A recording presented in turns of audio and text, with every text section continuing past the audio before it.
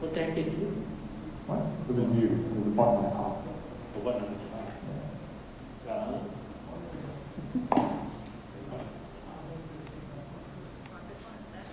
No, I mean worse. There was a mute button on the top and that was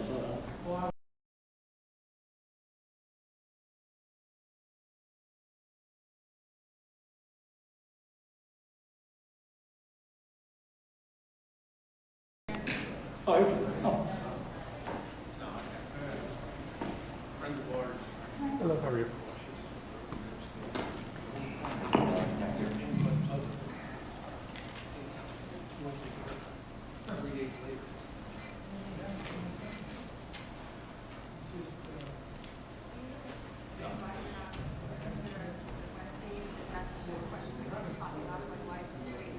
Yeah, we'll try to do that. And they may ask questions.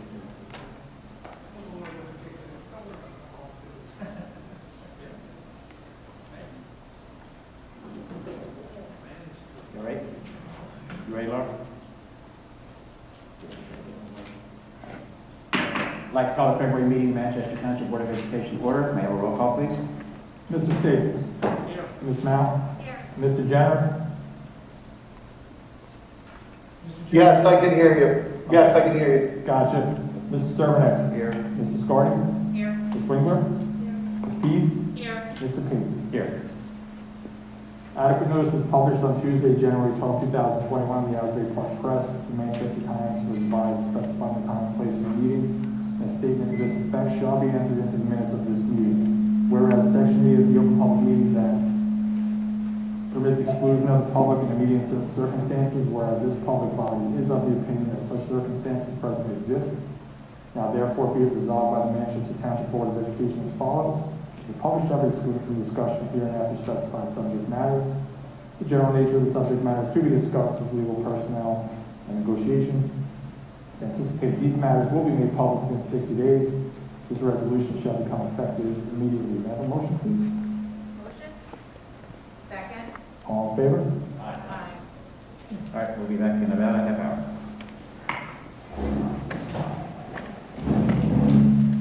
Okay, I really couldn't hear that, guys. We're heading into executive session now. Okay, when they come back, I couldn't really hear much of anything. So I'm gonna hang up now. Melanie's gonna call me and I'll go into executive. But on the way back, I couldn't hear them at all. Okay. All right? So just let Chris know. I'll take a look.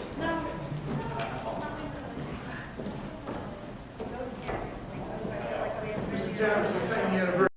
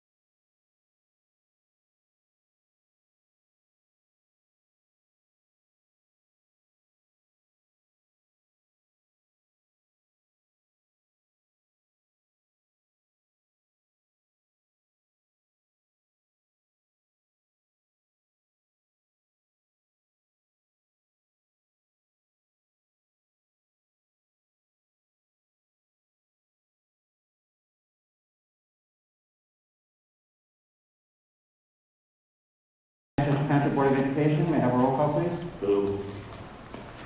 Mr. Staples. Here. Ms. Mount. Here. Mr. Jenner. Here. Mr. Jenner, can you roll?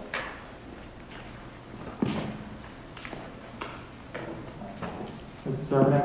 Here. Mr. Scardi. Here. Ms. Winkler. Here. Ms. Pease. Here. Mr. Page. Here.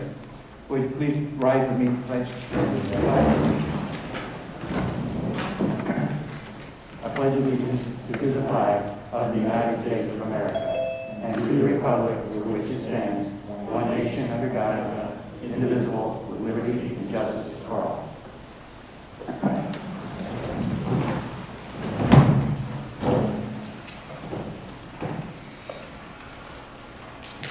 Okay. My report tonight will be very short and to the point. We'll get right into the agenda in a moment. Thank you all, for the parents especially, for your flexibility. This has been a rough month weather-wise, and it looks like more is hitting us, but at least we're not in Texas. All right? So we can be thankful for that at least, I guess. So do thank you for your flexibility as we go forward. We're going to have some plans tonight, hopefully, about what's upcoming, and we look forward to hearing that later on. All right, Ms. Treadway, you have a presentation to make? Before that, oh yes, we do have to introduce Mr. Gannon. He's going to do our audit report, and hopefully he's going to tell us some good things, Mr. Gannon. So welcome. You've been traveling here for years now, doing our audit. How many years have you been back here in Manchester doing the audit? Good number. Good number. Can you guys hear me? Sounds like an audit report. Good number. Very good. Thank you, Dave. So good evening, everybody. Normally, in most years, we do this presentation in November of each year. In the last several years, with implementation of the GASB guidance, the state of New Jersey has struggled to provide the information that's necessary in order to issue financial statements on a common basis. So the revised statutory deadline this year was February 5th instead of December 5th. To give you an idea, we didn't receive the information from the state until mid-December. It was well after the actual normal statutory deadline. But the report has been issued. It was filed on time and nothing that revised statutory deadline for the districts of full compliance. Very important to remember that every year, especially this year, was a little different. But we were able to do most of our field work actually in district. We didn't really work too much remotely. District's staff was in district to work with us. And overall, I think the work went very smoothly. As in other years, I mentioned to you, the staff of the district really do an excellent job in cooperating with us, providing us the information we need. One of the things, we request a lot of information, whether it's payroll-related, purchasing, student accounts, private school tuition contracts. Yeah, there's a lot of information that we require in addition to doing our financial statement audit.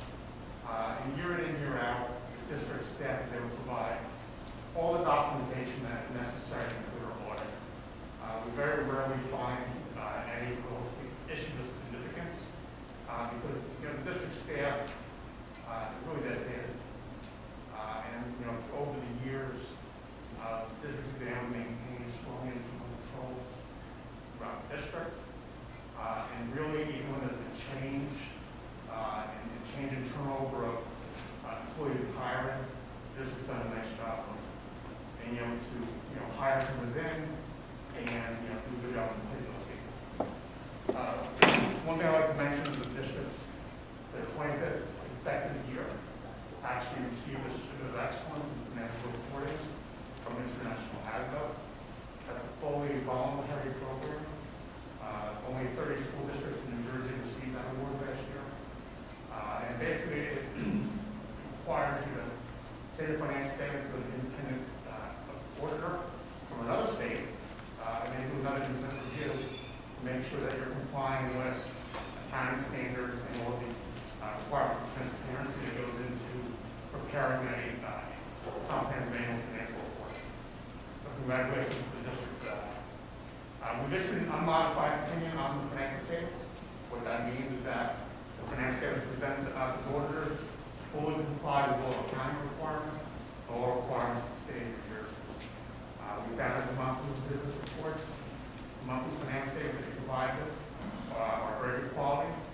The business office does a really good job of making sure that those numbers are accurate. From a fund balance perspective, the general fund closed the year out at $5.1 million, which was an increase of $1.7 million from the prior year. There's several different distinctions in that fund balance. Only $1.7 million of that fund balance is actually deemed unrestricted. The state of New Jersey only allows school districts to have unrestricted fund balance of 2% of their operating budget. You have a maintenance reserve of $682,000, capital reserve of $1.4 million. Within this budget year of 2021, there was $466,000 into the funding source. An excess surplus was generated of $772,000. And what that means is over and above the 2% from rate restrictions, and is required to be utilized in the 21-22 budget to all use the funding source. In the capital projects fund, which is the balance that was left over from the previous referendum, $380,000 remains at the end of the year. Regional day school. Over the last several years, regional day school has struggled. 2019 regional day school made great strides and really solidified the finances. This year they continue to do that. So where the fund balance was a positive $590,000, unrestricted, it was $1.1 million this year. To put that in context, in previous years, it actually had been a deficit. So, the district's made great strides in shoring up the finances of the regional day school. We also are required, in addition to financial audit, are required to do a federal and state single audit based on the level of your funding. We issued a modified opinion on compliance with respect to that. And we found no material weaknesses in those deficiencies. We also issued a small report, order amendment report. In that, we did not know any items that required corrective action. We didn't find any items in which there was a statutory violation or a violation of the record. So, overall, the district's doing a good job from a financial perspective, and they're doing a good job ensuring compliance with all the laws and regulations the state of New Jersey requires. With that, if there's any questions, we will have to answer. You said you have an unmodified opinion? Unmodified, No findings at all? which is the best opinion. I know, no findings at all, is there? No findings that require corrective action. I'll just say this, I mean, the audit is it's a very intensive process. Typically, these guys will be out in our district anywhere between 4 and 5 weeks through the various engagements that we have with them. And they cannot be more professional. They do understand that our staff have day-to-day jobs, and when they're there, they understand it's a disruption, but they work with us through this process, and so I appreciate that. And then something else, obviously, getting a clean audit is fantastic, but this is not a business office thing. This is not a me thing. Everybody in the district has to do their part in order for us to get a clean audit. All of our schools, all of our departments, they have to follow the procedures and guidelines we have in place. So I just want to thank them, because again, we don't get a clean audit without, everybody in the district that participates. So thank you, and I also thank my central office staff as well, because that, it is primarily where the majority of this stuff does occur. And, like Dave said, we've had some turnover, whether people, retired or whatever it is. And we've been able to fill those positions primarily internally, and train those staff to continue to put out a good work product. So again, I want to thank Central Office, and I want to thank everybody throughout the district that has a role in us getting a clean audit. On behalf of the board, I'd like to thank you, Mr. Lorenzen, for your staff for doing this again. As Mr. Gannon mentioned, only 30 districts out of 482, I believe, are in the state of New Jersey right now. Only 30 out of 482 make that achievement. We've done it for 25 straight years.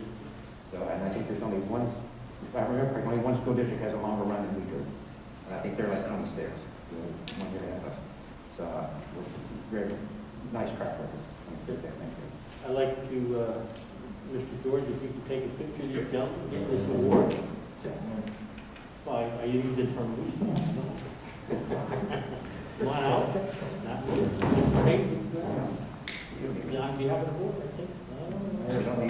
I'm stuck with, yeah. Oh, so I'm not really able to hear you. Not about me. Get Mr. Gannon. Mr. Ransom show. Mr. Gannon. Oh, we'll go down here. Move it down there. Can I stand here? I look taller. You want to stand on the steps? Put them in the middle.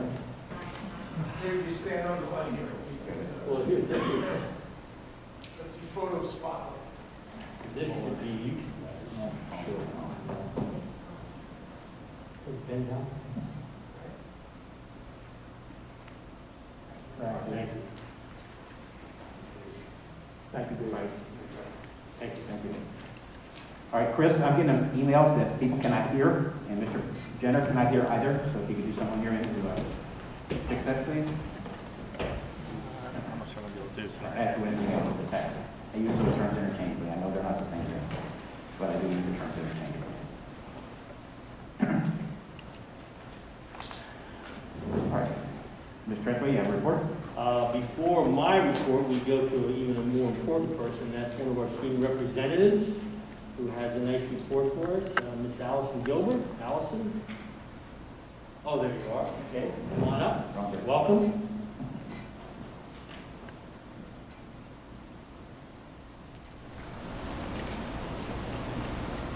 Hello, my name is Allison Gilbert. I'm a student government representative. Over the last few weeks, the seniors have been working hard to make their town possible and secure a venue. I'm happy to say that I have real confidence in faith and tolerance this year. The juniors are unable to have a prom, but are planning and serving a food for an alternate event so many costs that will go through. We also have a battle of classes going on where each month the class goes back to the school spirit. This month was the juniors and they're giving back to the 3 month presentations. You know, throughout COVID, everybody's been facing challenges raising money, but I'm happy to say that we continue to be spirit up at the school and it's a good environment even though the vaccination is going on. So, I'm happy we're still able to do some good memories. So, it's still a good time. Thank you very much. Thank you.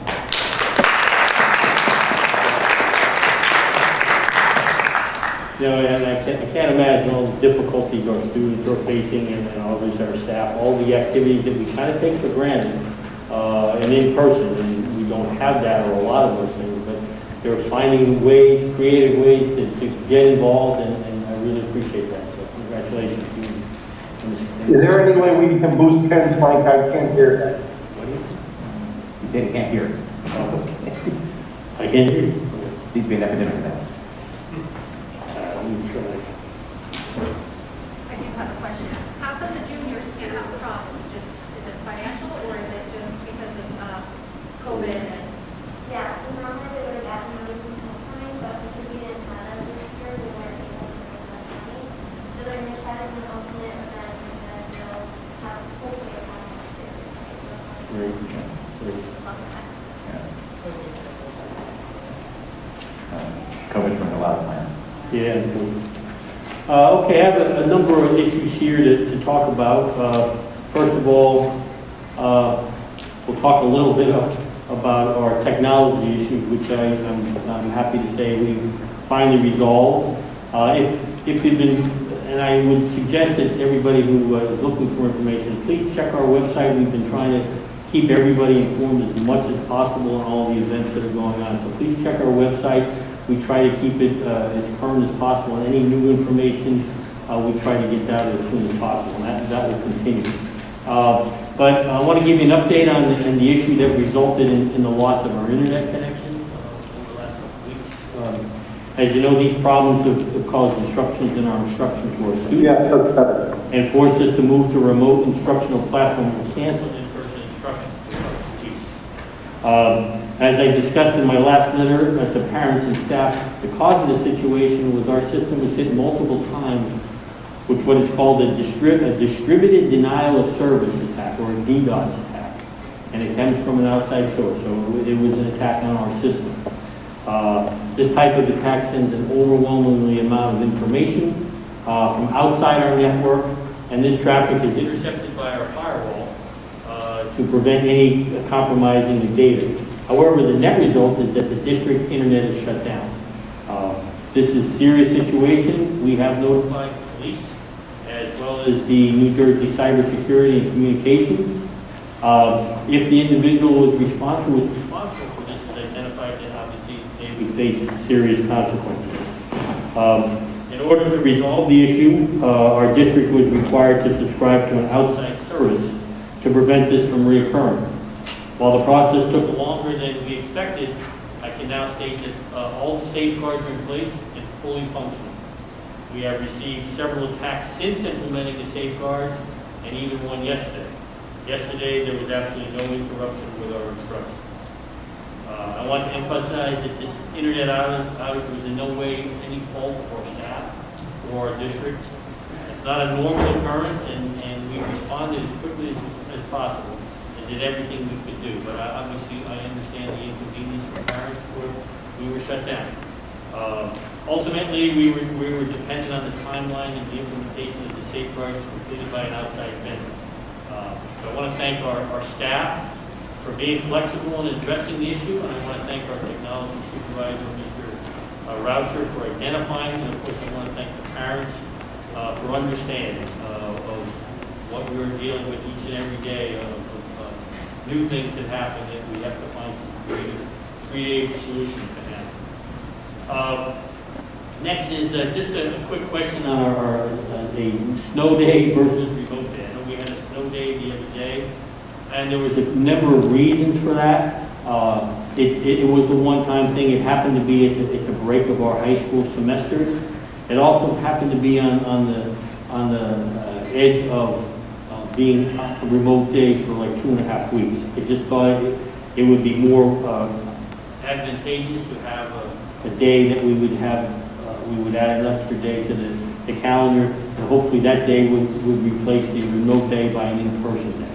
And I think that was our goal. From here on, though, they will be remote days, and I've been informed already that we are looking at some bad weather tomorrow. And after this meeting, I'll probably take a look at the forecast, but I can tell you that a number of districts already have been moved to a remote day. It looks like we might be in that, and the reason for that is the timing of what the possibility of the storm is. If it happens during the day and our students are in school, I don't want to. Obviously, we don't want to risk them transporting home in bad weather. So stay tuned. After this meeting, we'll be looking at it and possibly making a decision. CUSAC, we received a review of our district by the Executive County Superintendent's Office last week. This monitoring the district is called the New Jersey Quality Single Accountability Continuum, or as they call it, CUSAC. There are 5 areas that are reviewed in our district, just like we do an audit. This is actually an audit of our district, a monitoring. The Executive County Superintendent, his office checks in our governance, personnel, finance, curriculum instruction, and operations are the 5 areas. Although it's too early to receive our final evaluation, the Executive County Superintendent informed me that he was satisfied with all the requirements that were met without issue. We will be getting the final evaluation in the next few months. I'd like to personally thank the committee members, including Mr. Pate, who worked with myself in the committee on the governance area, which is an area of board performance, and which was evaluated by the county superintendent, and he found no issues. I also want to single out Mrs. Pedrosa for, again, coordinating the efforts and doing an outstanding job of organizing the committees. Now for the... Just one point on that. Districts across the state were given a waiver. They wanted to take the waiver and keep not having to do CUSAC this year. We moved it to next year. But we were already like halfway through the process or whatever, so we decided to go ahead and do it and get it done. So we don't have to do it next year. So it's good that we were able to do that. Mrs. Pedrosa did an outstanding job on organizing all that and getting it all done. And I even attended the Zoom meeting. I attended a Zoom meeting. Which is good. Now we'll talk a little bit about our plan to go into a 4-day in-person learning plan. First of all, to start, and again, this is the start of what we hope is a process that gets everybody back every day. That really is our goal. It's been our goal since September. If you recall, looked like we were moving toward a transition in December, and of course, we had a spike, and that became an issue, and most districts who were in that same boat that we did also backed off and basically held off and went to the hybrid. I will say in our hybrid plan that we have been in school more than most districts. We've been very fortunate, and that only comes with the fact that parents and students are taking strong measures at home, and they're also obviously following some safeguards in school. But this is really just the beginning of what we hope is a longer term and 5-day back to what we used to consider normal. So we're planning to transition to provide an opportunity for more in-person instruction by moving to a 4-day instructional schedule. Now again, that's still, we are providing the option. Parents still have that option. The initial plan is to start with the elementary grades and eventually include the middle school and the high school. As you know, some students such as preschool, kindergarten, some special needs students, and some ELL, English language learner students, are currently already on a 4- or 5-day schedule. I know many parents are anxious for a 4-day schedule, and I'm sure most are even would be looking at a 5-day schedule. And I believe if we take the precautions that, now, and we can provide that option for the parents. I know how important, we all know how important it is for our students to get back to school. There's no substitute for students being in school with the teacher and those teachers teaching them directly. There's no substitute for that. Remote learning and synchronous learning and asynchronous learning are options that we are forced to do, and I congratulate our staff for making the best of what that situation is, and I can tell you we are light years away from when we left last March. But we still know, and our teachers know, that it's still the most important thing that would be to have students safely in the class working with our teachers. We did post a survey for the parents, and I want to appreciate we did get a very good response from the parents to gather input on their preferences. And that survey was completed. We completed that survey on Monday. I began reviewing the data over the last few days, especially on the elementary school students. I then sat down with the elementary school principals, and I believe with the data that we have now that we can accommodate the 4-day schedule for all those people who opted into either a 4-day or a hybrid. Fortunately, we've always attempted to keep our class sizes small in the elementary, as small as possible, so the additional students will not have a huge impact on the class sizes and social distancing in many of the classrooms. The plan is, again, we will still start with what we did back in September, August, the road back, which was a plan that was approved by the county superintendent, again, back in August. Many of those things will still be in place. But the plan right now, and hopefully we'll move forward with it, is to have a 4-day schedule for the elementary students with a tentative startup date of March the 1st, which gives us 2 weeks to get started on Monday. I have met with the Restart Committee, which was a committee that's made up of board members, staff, parents, community members, and administrators. I have discussed several issues with representatives from our association, the MTDA, and I will be meeting with the elementary representatives as well to address any specific concerns they may have to make sure that the staff is safe and our students are safe, and we have everything in place when our students return. I'll also be looking for parent input and concerns as we move toward March 1st date. We may have some concerns that we'll gather tonight, but in the past I had opened up a parent email that went directly to me, and I was able to address, I think, about 150 emails, and that's good because information is the key. We need to get information from you, some of your concerns, and I know looking at parents, the tremendous obstacles that they've had to face to be able to flexible, to be able to have for childcare, to be able to still go back to work, and still have their children go to school for 2 days or 4 days, it's been tremendous obstacles that every one of our parents have met, so we try to be as flexible as possible. But your input is very important for us, and any input that you have or any concerns, we want to make sure that we do our best to address it. Most of the schedules will remain the same with the same safeguards in place. The same schedule will be a 5-hour day. It'll still be the beginning and end date at each one of the schools. As I said, the elementaries will be first. Middle school and high school will stay with their hybrid schedule until we have everything in place with the elementary. However, I need to specifically mention 3 areas that need to be addressed, including lunches for the elementary school students, some increased class sizes, and of course our transportation. With the additional number of students in the classroom, we will not be able to have lunches as we do now. We will look into the possibility of including snacks, and in the middle school and high school we have a grab-and-go lunch.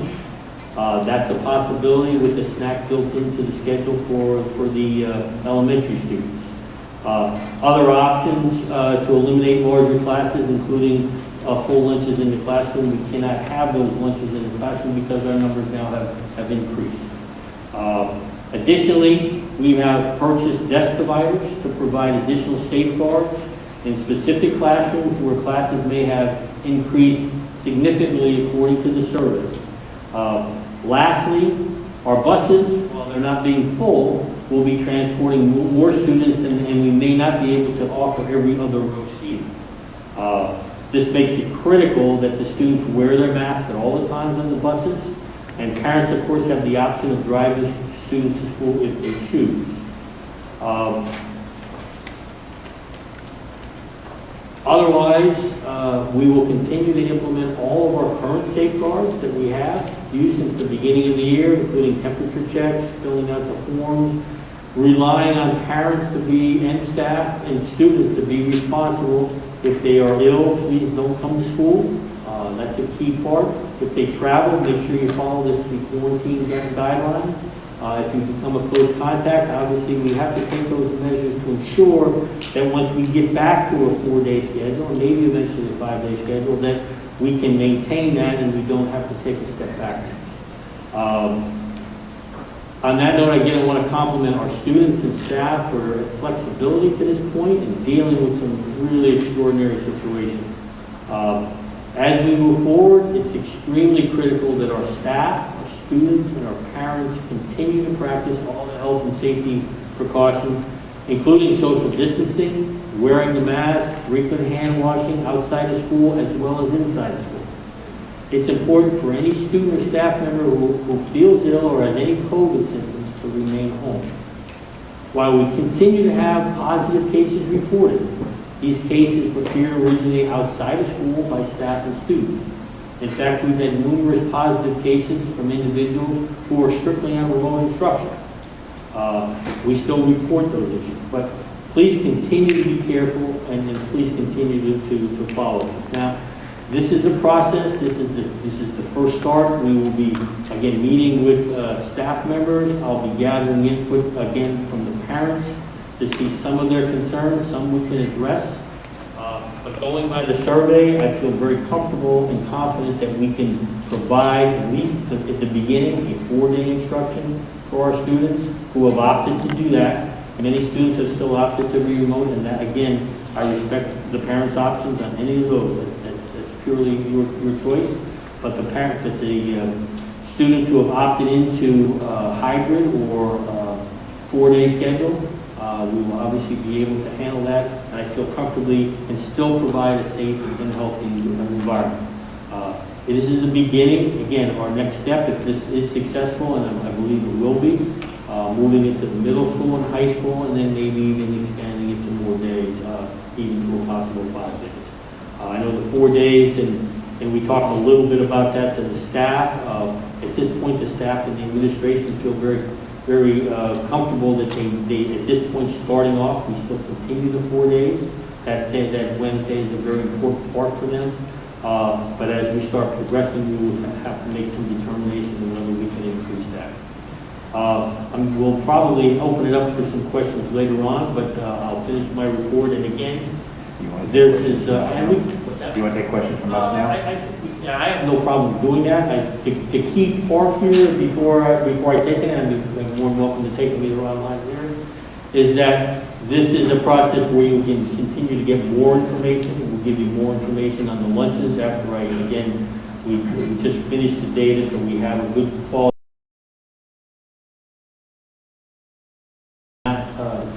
Complete the survey. We are trying to make some contacts in the next day or two to just verify what their choices are. But we have a good number. I'll be working with the transportation tomorrow on Friday to make sure the buses are set. And again, it's going to be a constant information, so I please ask you to check the website as we continue, because we'll be continually getting updates the next several days on what the plans are and really fine-tuning any specific concern. So is this plan up on the website now for parents and teachers to go in and look at and see? Well, no, because the plan is still the plan. The bottom line is the What only does that mean? change. The plan is still the plan. The plan is still the plan. There's still the same schedule. There's still the same transportation. So you mean the plan that we put out last August is staying in effect? Absolutely. The only difference is the thing that we're looking at now, and every elementary school could be a little different, is, as I said, the 3 individual cases that we will be finalizing is the lunches, the transportation, and making sure that we have the class dividers in all the rooms that need to be where any class sizes have expanded. Those are the 3 areas that are our concern, and those are the things that we're addressing. So those are the only 3 things, the only 3 changes in the plan from what we have now. Schedule's the same, timing is the same, everything else is the same. All right, we agreed in the meeting we had last week with the committee that the surveys we sent out to the staff to see what concerns they had. What did you find from that survey? Excuse me. I did meet with MTA yesterday. Well, that's not the survey. Meeting with MTA is not the survey. The survey that went out to staff, you get a lot more responses from staff that way than you do from the survey. I mean, from meeting with MTA. Well, We agreed in the meeting last week to send out a survey to staff, did we not? Didn't we? Didn't we say that? well, I did say that we would be meeting with them. I said I would be meeting with them. I distinctly remember saying the survey was going out to staff. Well, okay. Well, I just want, when was staff notified that this is going on? Staff was notified as were the parents were that At the this same is time? Okay. absolutely, and as this is the plan, and that's the important part is it's a plan that we now have input from the staff and the administrators and parents to get through those 3 key areas which are the important part. Okay, I guess my question is, what channel did you use to get the input from the staff as to their concerns for their? I will be meeting with the staff. Will be, you haven't? Yes, exactly, because you can't make decisions with the staff until you have a survey from the parents. I understand. Well, Now, it depends if my you have- understanding was the survey was going to go out at the same time as both groups. Now, Well, I'm kind of disturbed if that didn't go out to the people. Well, that wouldn't make any sense, because. Of course it would. but Well, We're going to have to disagree on that one. Well, I think it's the perfect. disagree part of it, and just to make a point, if I have 25 students in the classroom, that's different than 12 students in the classroom. Absolutely. So it's a whole different plan. So I can't plan for 25 and I have 12. That doesn't Okay. make any sense. So All right, now we talked the other day as well, if it's unbalanced classrooms, like you have 20 kids in one classroom and 5 in the next, are we going to be switching students around in the classes? Not necessarily, we don't need Well, I to think do we that. have to look at that, that's applicable to all teachers, Well, applicable to the families, because it needs to be a balanced Well, classroom. understand, and I'm sure people here are elementary parents, changing a teacher in the middle of the year just because you want to go from 16 to 12, it may not necessarily be something that they want to do. If they can maintain that teacher in a safe environment, that's the best way to go. Now, if there's 22 and 5, of course we would make some changes. But if it's 16 and 12, we're not changing I think teachers. we're reasonable, we understand that. And at this point, there's no need to really make any mass changes because our class sizes are all within what we need to do to help them safety. Okay, my next concern is if a teacher, and maybe you addressed this and I didn't catch it, will teachers be having 15 kids in front of them and another 5 remote at the same time in the same classroom? It's possible. That's impossible to do. Well, I disagree because our teachers are doing that now. So I'm Yeah, glad. I would say at what cost, because I try to do that. 4 of us are teachers, and we fight that every day. It is almost impossible. It's difficult, you know? Okay? Well, so it's easier to do 10 and 10 and 10? I don't know. We talked the other day about perhaps one teacher would take the remotes and another teacher do the in-person or that kind of stuff. I just wonder what your plan was on doing that, because it's... We haven't done that to this point except in some really extreme cases. Now, there is a teacher who has maybe 3 students and 15 remote. That's possible. And that is something, that was a special situation. But generally, no, that's not the situation. That is probably a little more doable than having 17 kids in front of you and 2 kids remote. That would be almost impossible for a teacher to be able to. Mr. Chucker, may I say something? Of course. I just want you to know that since September, our teachers have been teaching to 3 different groups of students every day. They teach to the students in front of them, the students who are coming the next day, and the students who are staying home the entire time, that remote only group. So they're actually very much used to doing that on a daily basis. So. And you don't see that as a stress factor for these teachers doing I'm that? sure that it is very challenging to them. They work extremely hard, but they're in the routine of doing that. And, I mean, I think every situation, like Mr. Trethewey says, is we're going to have to look at in a different light. It might affect one grade level and not another grade level, but, and I would like to have conversations with the teachers about what would be the best thing to do in that before we decide. Right. All right, so I'm just asking for teacher input on this stuff. It's critical to get, I mean, I teach remote as well. I have students in front of me, well, now I'm full remote for 2 weeks, but when I have alternating students and they're in there, and it's difficult to do at a high school level, never mind first, second, third grade level. You know? Ultimately, we wish they were all right. The first grade teacher here. First grade. Yeah, it's very, very difficult, and I'm just really concerned that we're going to just add more onto the backs of people that are already overstressed. I'm not sure how we're adding. If anything, we are now adding students 4 days a week rather than every other I day. understand that. So that makes Totally sense. understand what you're saying. I guess the really thing I'm more disturbed about anything else is, I left that meeting Thursday thinking that our teachers are going to be surveyed about their concerns about going to this plan as well. And to hear that it hasn't taken place yet kind of disturbs me, to be honest with you. Because I thought okay. I will, and I think I kind of made my point. You can't talk to the teachers until you know what the answers are for the survey from the parents. That happened Monday. This week we talked to the teachers and get their. Yeah, and that's true. And so we finished the data yesterday. Today is Wednesday, so Thursday, Friday would be in the conversation continue with the teachers. So again, I'm missing where I would talk to the teachers before I got the answers to the survey. Okay. The plexiglass. Now, the plexiglass is in? Are they coming in? It's in. We have it in. For the elementary school, at least? Yeah. Yep. All right. And could you describe to everybody what the plexiglass, the configuration of it is, so the parents know what to expect when they come, and the teachers know what to expect when it comes out? Have teachers seen it yet? I don't know. Some have, but again, they're only going to be in certain classes. If you have a classroom of 10, you don't need plexiglass, because we've been doing that since September. What's the magic cutoff number that we put in plexiglass? Approximately 14, 15. 14? That's where that's where we Okay. So at 14, we have to put plexiglass in? I said approximately. I know. Every room is different. Every room is different. Trying to nail you down here. I want specifics. I know, but some rooms are very small, so maybe that number might be 13. Some rooms are larger, that might be 16. So that's kind of where we're at. So that once we figure out where we have now is where the class sizes are the most, and that's where the plexiglass will go. And again, if we're able to maintain the distancing without the plexiglass, and we're doing that since September, we'll keep that. But there are classes that have moved up, and now that we know which classes they are, those would be assigned to the plexiglass. All right, but you've already identified some classes are going to be problems with numbers, is that what you said? And that's the ones that would. How many did you find? Pardon me? How many classes did you find would be a problem with the numbers? I think there's probably 2 or 3 in Whiting. Ridgeway, I would say there's more like 5.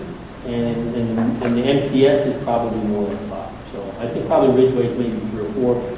MTS more like 5 or 6. So that's kind of what I'm thinking. Yes. I hear a lot of talk about what the teachers are going to deal with on remote and full remote and hybrid and all that other stuff. But what I hear is a lot of talk about the children. I'm sorry. About the children. Okay. But very little consideration of what they're going through, whether they're remote or fully. Yeah. And that, So the fact that they're fully remote, that was an option that they made, and they're dealing with it. The ones that are going through cohort A, cohort B mess, in the last 3 weeks, the ones in cohort A have been in school maybe 1 day a week. Well, they were going to be in, tomorrow was going to be the first day in 3 weeks, and now they're going to be tomorrow evening. They're not going to be able to go, well, likely not going to be able to go. And I mean, And I totally agree with you. And that's why we're trying to move to the 4 days to no, eliminate. my point is, like, I'm hearing the talk around the children, I'm not hearing the talk on And for that, the children. and that's, What their considerations are, what they feel about this issue. and that's why. They're the ones that are going through this just as much as everybody else. Probably. They're the ones that are our future. They're the reason we're here. And we're trying to make it, and you make a great point, and that's why we do the synchronous in that, even if there's 3 remote kids and 14 kids class, we want it to be, and I've seen classes where they make it one class. The kids in remote are still getting the same exact thing as the kids in front. They're talking, they're doing blackboards. Now again, if you're all remote and you're working with an all remote teacher, that's fine, but we have to do the best we can to wherever, if you're a hybrid, that means that you're remote 3 days. And even though you're in person, you're remote 3 days. And if you're hybrid B, you're remote 3 days. At this point, very few people are not remote for the majority of the week. So I'm hoping with, obviously with the 4 days, now we're looking at the minimum at least of 1 remote day, but then we get some consistency and those kids who are in school will be there 4 days a week. That obviously is the best scenario that we can do. And we just have to make sure it's safe, and I think we can. And I absolutely understand that. I understand what we're pushing for. But has there been any analysis done on how many kids went into this whole quarantine situation with average to above average grades and now failing? Because my son has gone through every year of school as a 7th grader with B's and C's, occasional A's, always passing gym. Always. Right. Comes home the last 2 marking periods with a C in gym and a 19 for an average grade. That's absurd. Yeah. And it falls on him as it's his job to be in school. But at what point can you expect a 12, 11, 13, 14-year-old to be 100% accountable for their own education when they're not going to school? And I hear a lot of like you trying to push the elementary school to go back. I don't hear anything like, I know you said you're going to do middle school and high school, but when the middle school, like my son's in 8th grade and he wants to go back so bad and he has failed so many classes the last 2 marking periods and he has an IEP and I feel like it's not getting fulfilled and he's just like, when he's on Zoom, like, you know, Now, does he go, he only goes 2 days a week or? he only goes 2 days a week, and he's IEP in 8th grade, and it's just not, Okay. it's not working for him. He needs those 4 days, and I have emailed you a couple of times. But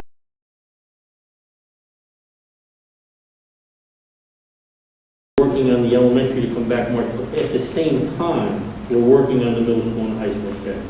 So I don't think it should be much. Needs to be like, you can Yeah. say March 1st for the elementary, and then after that, middle school and high school. Like, I feel like my son will be in 9th grade next year with not a 7th or 8th grade education. My goal would be the following week for the middle school. That would be my goal, and I hope to get to that goal. So it would be March 8th. That would be my goal. Hopefully, everything is working. I've already met with Mrs. Driver and Mr. Dinavaji about some of the things we need to do in the middle school. The middle school will be much easier than the high school because the middle school still stays in those 1 classes, so we do have control over that. And I think that's not going to be as big a jump as what normally would happen. The high school is a bigger jump because you have classes moving all over the place, and your first period class could be great, your second period class could be great, your third period class might have 20 students. That's an issue. But the middle school, I'm very comfortable that if things go well, and I don't see any reason why they can't go well in the elementary, that the following week we'd be looking at the middle school. And I know it's time, and I know, and my heart goes out to you guys because I know we work with the kids and the kids do, but we're asking our kids, we've asked our staff to do a lot, and we're asking a lot of our kids to do that.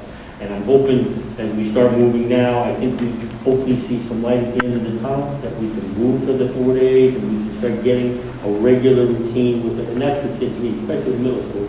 They need that regular routine with the teachers. And I totally agree with you.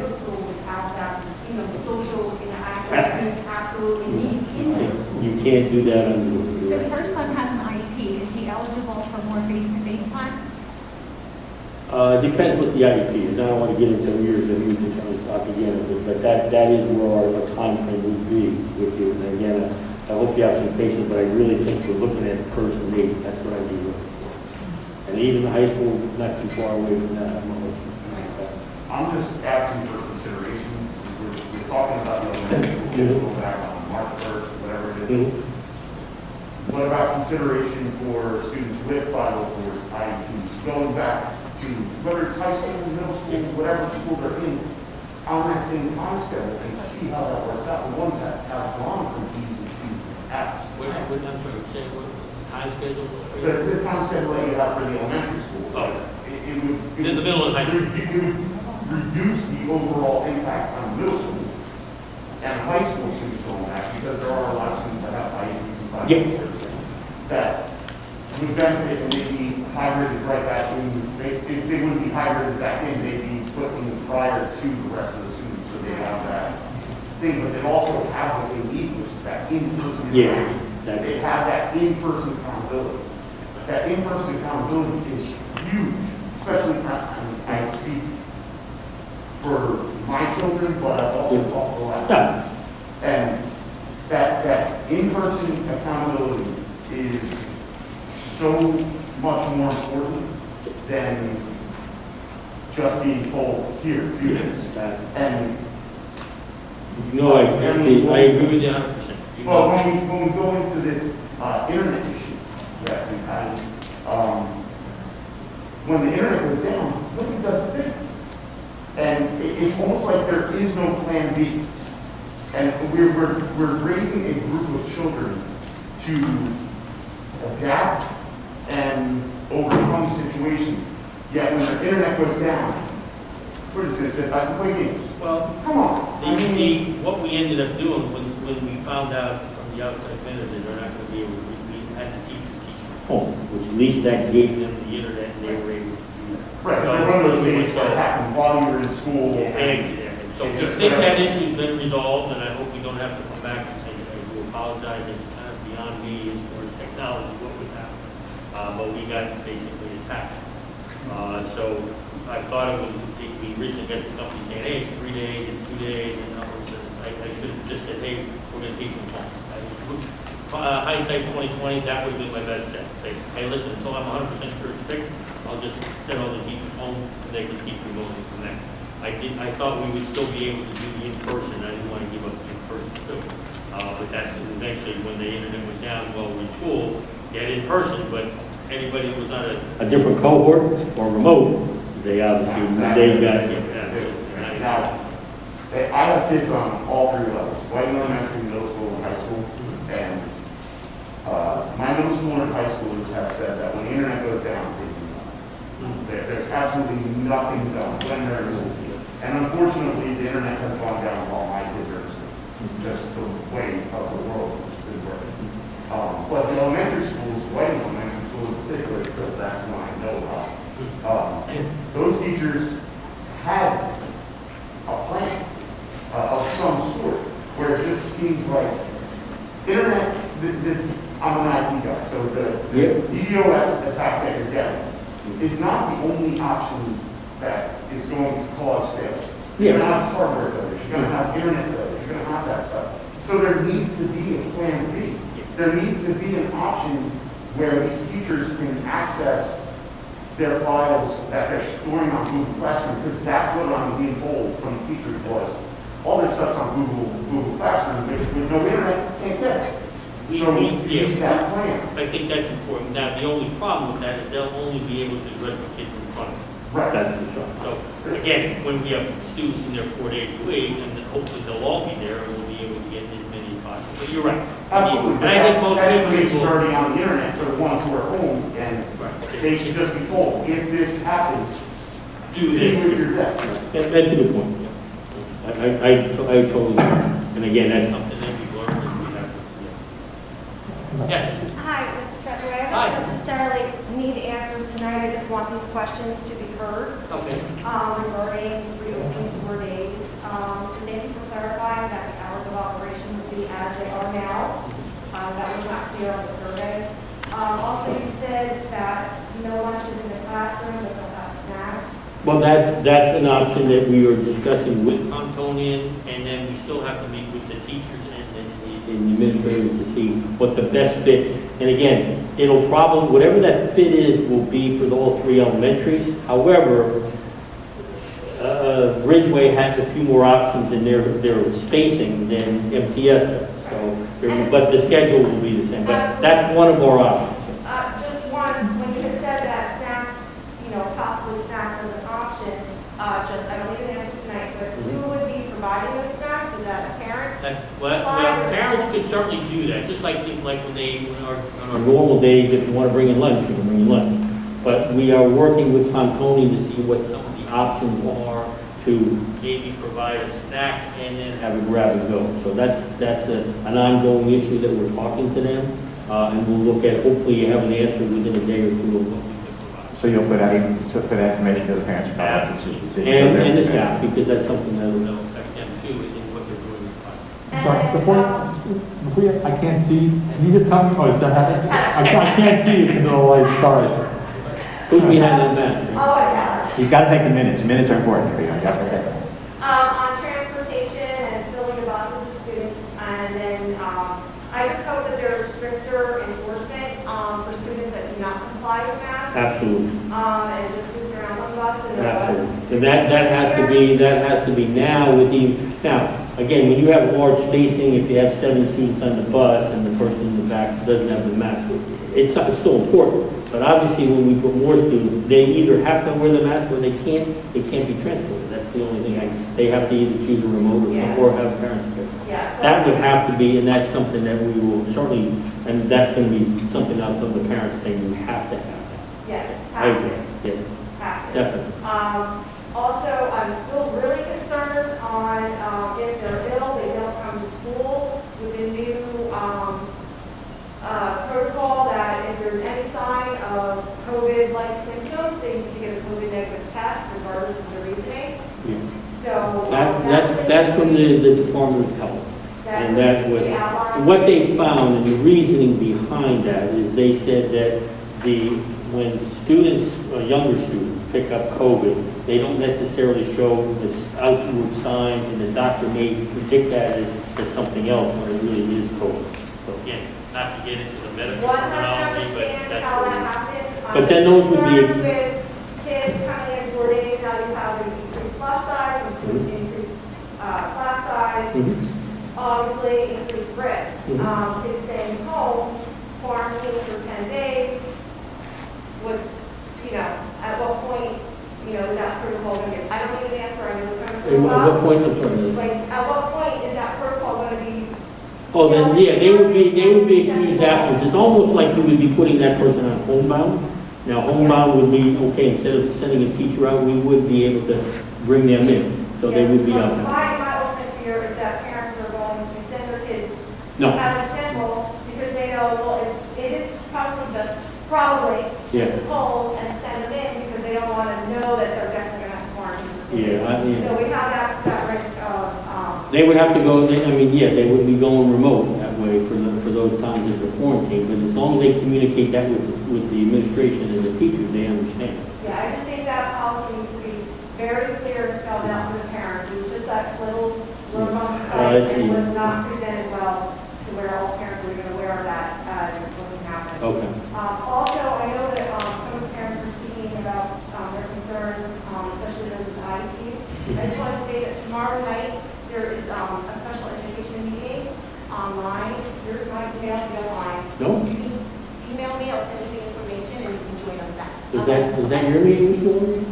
Yeah, it's a special ed parent advisory committee meeting. However, it's turned into a public meeting as well. Okay. Okay, so Lee is putting something out on the site so Great. they can click on to join the Zoom meeting to hear our parent advisory. So all they need to do is click on and they'll be able to. Yeah. Okay, so there'll be a link on our website? Yeah. Okay. Okay, are you just advertising on the website, or are you sending out a robocall to tell parents that it's there to look for it on the website? I think it's going to the news section.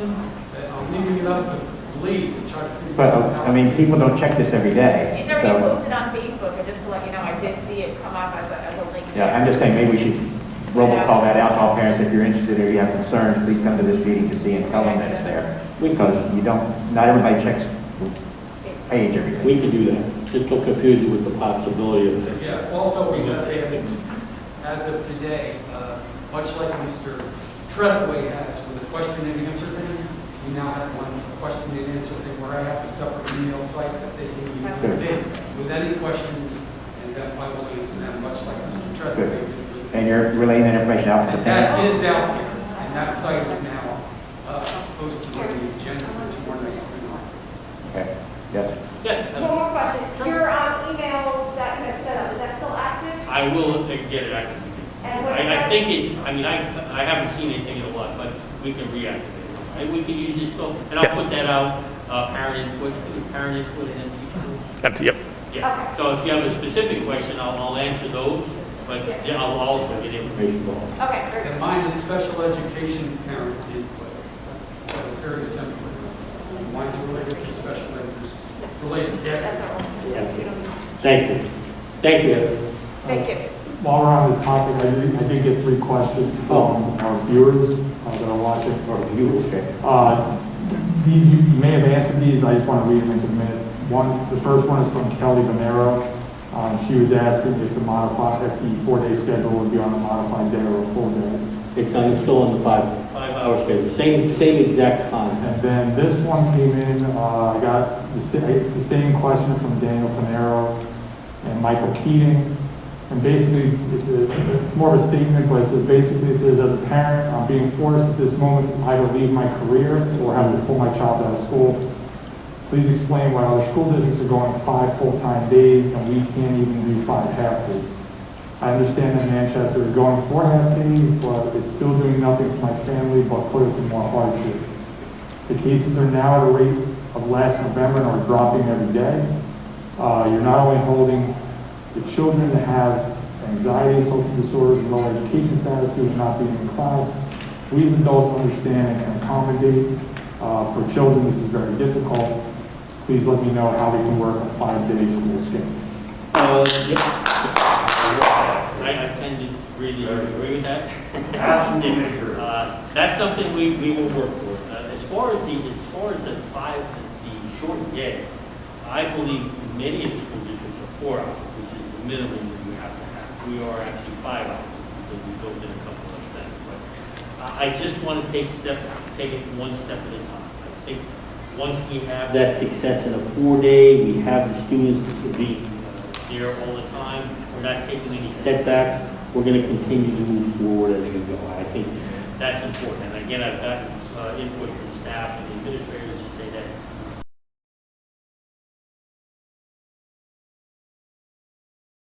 leads to that and continually look at what the possibilities. I know some districts, and I don't want to compare to this. Every district's a little different.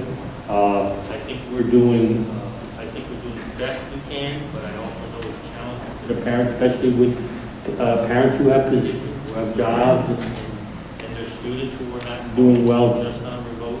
But with the 4 days would be a big plus to them, and hopefully things will work. Okay, just got another question just came in. This one's from Crystal Skinner.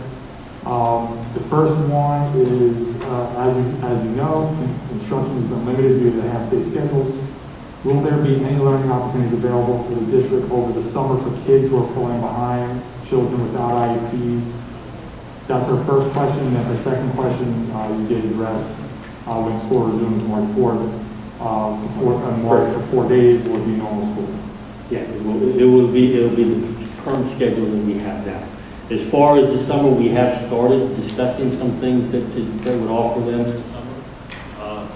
And if we have, with need students for not just students with IEPs, but for students now, we do have other things going on, but we would have we looked at some possibilities of doing that, and that's something that we'll have ongoing conversations and see if there's something available. Question back over there in the back. Yes. Hi, Christina Klein. Not to keep circling back on this, but just because I'm not hearing a clear reason as to why we're not considering a 5-day right now. What is the difference between a 4 and a 5 day, especially when you have students who in the lower levels are going to daycares around town for 5 days, full days, okay? The barrier is broken at this point. So why are we not considering 5 days? Why is Wednesday so critical for it to be a remote day when kindergarten is actually in there, so, you know, Now, kindergarten are half days, and we made that commitment. so that's my first. Yeah, and that's a good question, and again, I'm right now, at this point, because I have talked with the staff, and I've talked to some leadership, and they feel that that day is important for, number one, to catch up for those remote day kids who are just remote.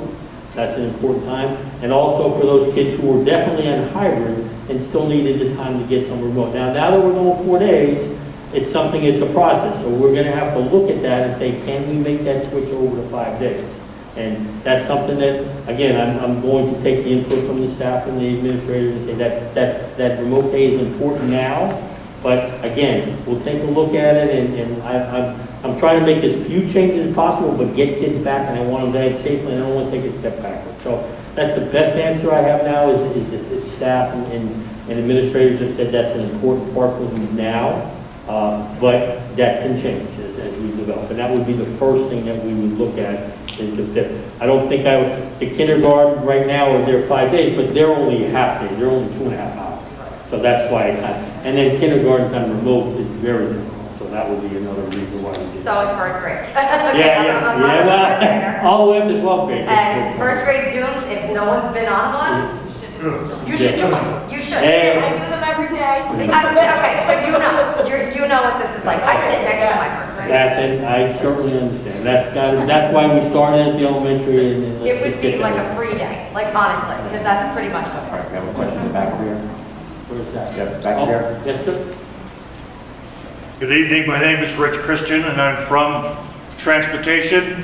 I'm a retired public school educator driving for Manchester buses right now. I heard you say you're going to be talking to staff members at each of the elementary schools. I heard you say you're going to be talking to Transportation. Does that mean just Michelle? Or are you going to be talking to Michelle and some drivers or aides? Yeah, and if so, can I volunteer to be part of that conversation? You certainly can. Any concerns that you guys would have in that's the ones we'll address, yes. So if you want to, and again, it will be Michelle and whoever the representative.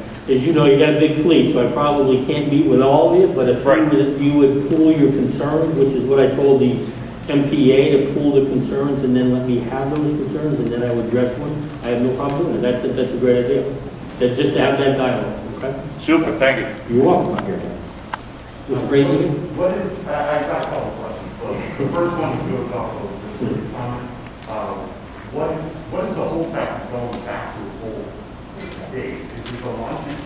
No, I think at this We point, need a full schedule day from 7:30 till 2 or 3 o'clock. Because I feel like. Not a 5-hour day, a full school day. Full day into a half a day.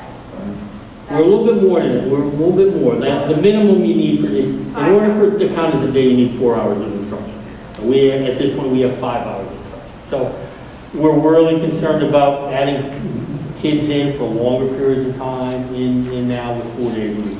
It's a step that we have to take first to say, okay, we're putting now more kids in the classroom. Okay, we're still doing the same safeguards. We do want to make sure that now, after looking at it, are we going to take a step backwards all of a sudden, or are cases going to go up and we now have to go remote for 2 weeks? That's what I don't want to do. So I do, and again, I just want to be methodical and say, we've got to do the first step. Everything's working, let's do the second step. I don't want to get to the first step and then say, they're here for 7 hours now. Basically, now all of a sudden we're starting to see more increases because safety and the safeguards aren't as good. So now I got to take a step and I got to go remote 2 weeks because that's the minimum. I don't want to go remote 2 weeks. We've seen what remote 2 weeks is. It's really everything. Not only is it standstill, but we take giant steps back. So I don't want that to happen. So I want to see, hey, let's have success here. Then the next step is, hey, why? Then your logical question, hey, you got a couple weeks in, everything seems to be working. What's the problem? Probably 5th day would be the next step I would do. That seems logical. I'm very cautious about. We've done so well. Believe it or not, we haven't been out as many districts have. We haven't been out as many times for whole districts, for whole schools. We've been out some weird things like internet, and we've had that, but it only takes like a few students in one area to close a whole school down. Right. And that school is closed down for 2 weeks. And I just don't want that to happen. So I know it's tough, but I will keep it in mind. I'm gonna say, this is our first step. Let's make sure everybody's on the page, everything's going well. Okay, now we go to second step. Okay, your question on the 5 days is, hey, that's a great question. Why can't we go 5 days? That would be my next step before we move on to the longer days. Now, the longer days would mean everybody's on longer days. That means middle school and high school will be on longer days. Yeah. Now, we also have, like, for example, my daughter goes to high school and she goes in on her co-work days and sits in front of a substitute because teachers are working remote. When is that going? We have started, yes, it's a very good point. And teachers, and like parents, teachers have their own child care issues, they have all those. We have tried to work within their framework, and the teachers have tried to work in our framework. We have, like, for example, we have a certain area, subject area in the high school that they can't work here for whatever it is, whether it's a health reason or whatever. So my choices would be put a substitute in who can't teach that area, or at least have the certified teacher teach remote. If we could find other teachers, we would do that. Well, in these specific areas, I can't. And I'm not using physics because I know the physics teacher's in there. If I have a physics teacher and that physics teacher can't be here, she said I can work remotely, but I can't come into school for whatever reason, health or whatever. My choice would be have her work remote as a physics teacher, or have somebody who has no degree, a substitute teacher, try to teach physics, and I can't do that. So it depends on that specific area of whether I can get people. We have started to bring people back, especially in the middle school, and say, hey, we need you to come back. If you can't come back, you'll have to take a leave, and then we will have to find substitutes. And that's where we're in the process of doing that now. But it is difficult in certain specific areas, and I don't want to get into which areas, but those areas in the high school, I can't just say, oh, let's get a substitute for physics, or I can't get a substitute for chemistry. It's harder to do that. And substitutes are very difficult. We actually have contracted with substitutes to be here every day just in case something happens. It's like the teachers have the same issues as the parents do. They have childcare, they have health issues, and I've had it where their children go to another school and that school's remote. So that means now there's nobody to watch my kids, so I have to go home. It's kind of a domino effect, and it's not a good situation, but I will say we've been very flexible with the teachers, and the teachers have been very flexible. And, hey, listen, I can't make it, I can't stay till the rest of the day, but I can do the remote at home. So I can teach during the first part of the day, but if you let me do remote at home, I can still do that. All right, so there's an accommodation for everybody. So each one's a little different, and I know it's strange, but the alternatives are not as good. Putting in a substitute teacher to try to teach a specialty area. Which I understand with the specialty areas, like, I mean, the ability that goes down. Especially in high school and in middle school. That's also probably wreaks havoc with the budget itself, because of the fact that now you've got a teacher that's being paid to work remote, and then the kids are coming in looking at Zoom. With another substitute teacher. By a teacher.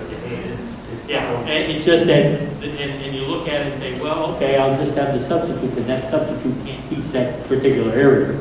So we'll have to say this, then that's our best alternative. And if the teacher could work remote and have that certified teacher in that specific area teach, that's what we'll have to do. Yeah. Now, the 504 IEP students, they have that extra teacher in the classroom for depending on what the 504 is, Right. I mean, in a lot of those cases. Okay. My son has a 504, and in a lot of classes, he's not being engaged by a second teacher. And honestly, he maybe puts him away, I don't know. It could be situational, it could be he just doesn't like sitting in front of camera, computer, talking to people on the internet. That's normal.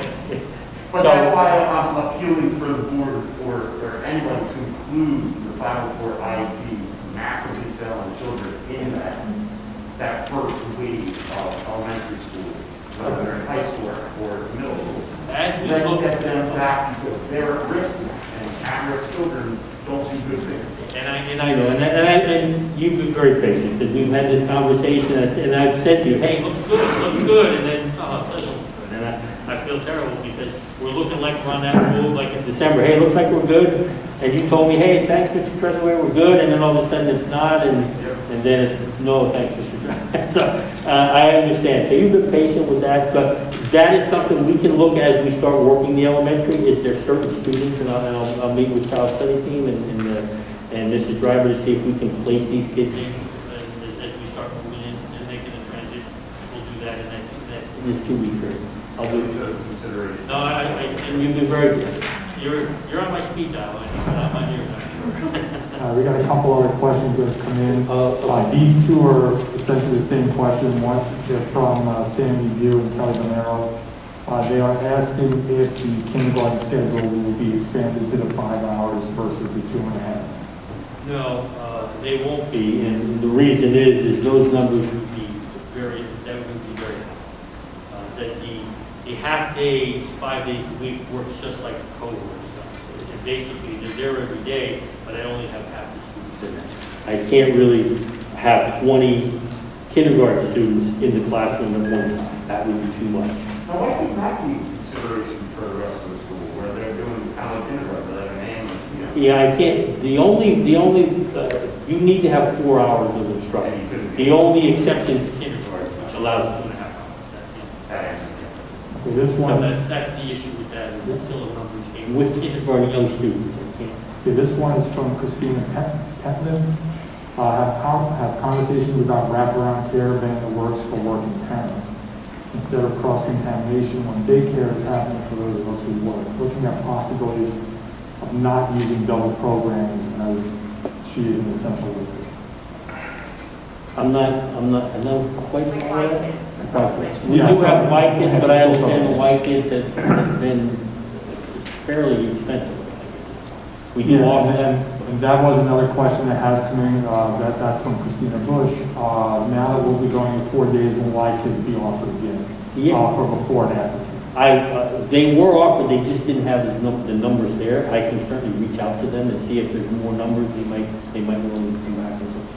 Okay, and then the last question I have as of now is, just curious, can you tell me if building principals or administration pops into the teacher Google Meets for accountability purposes, not just observations? If so, how often? They could come in if they announce themselves. It's kind of like a walkthrough in a regular classroom. They won't punch in. That's not ethical to punch in and not be announced. So if you're teaching in a classroom, our principals or I myself can walk into a classroom at any time, and the teacher will see us, and they'll still be doing a lesson. But I couldn't, secretly check in Zoom.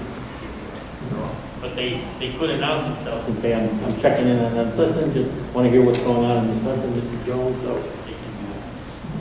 I think yes. Hi, I'm Kristen Clark. I think just looking for clarification on a couple of things. Sure. So I think what I need clarified is what are you looking for to be able to move back to 5 days or at 4 days or a full day?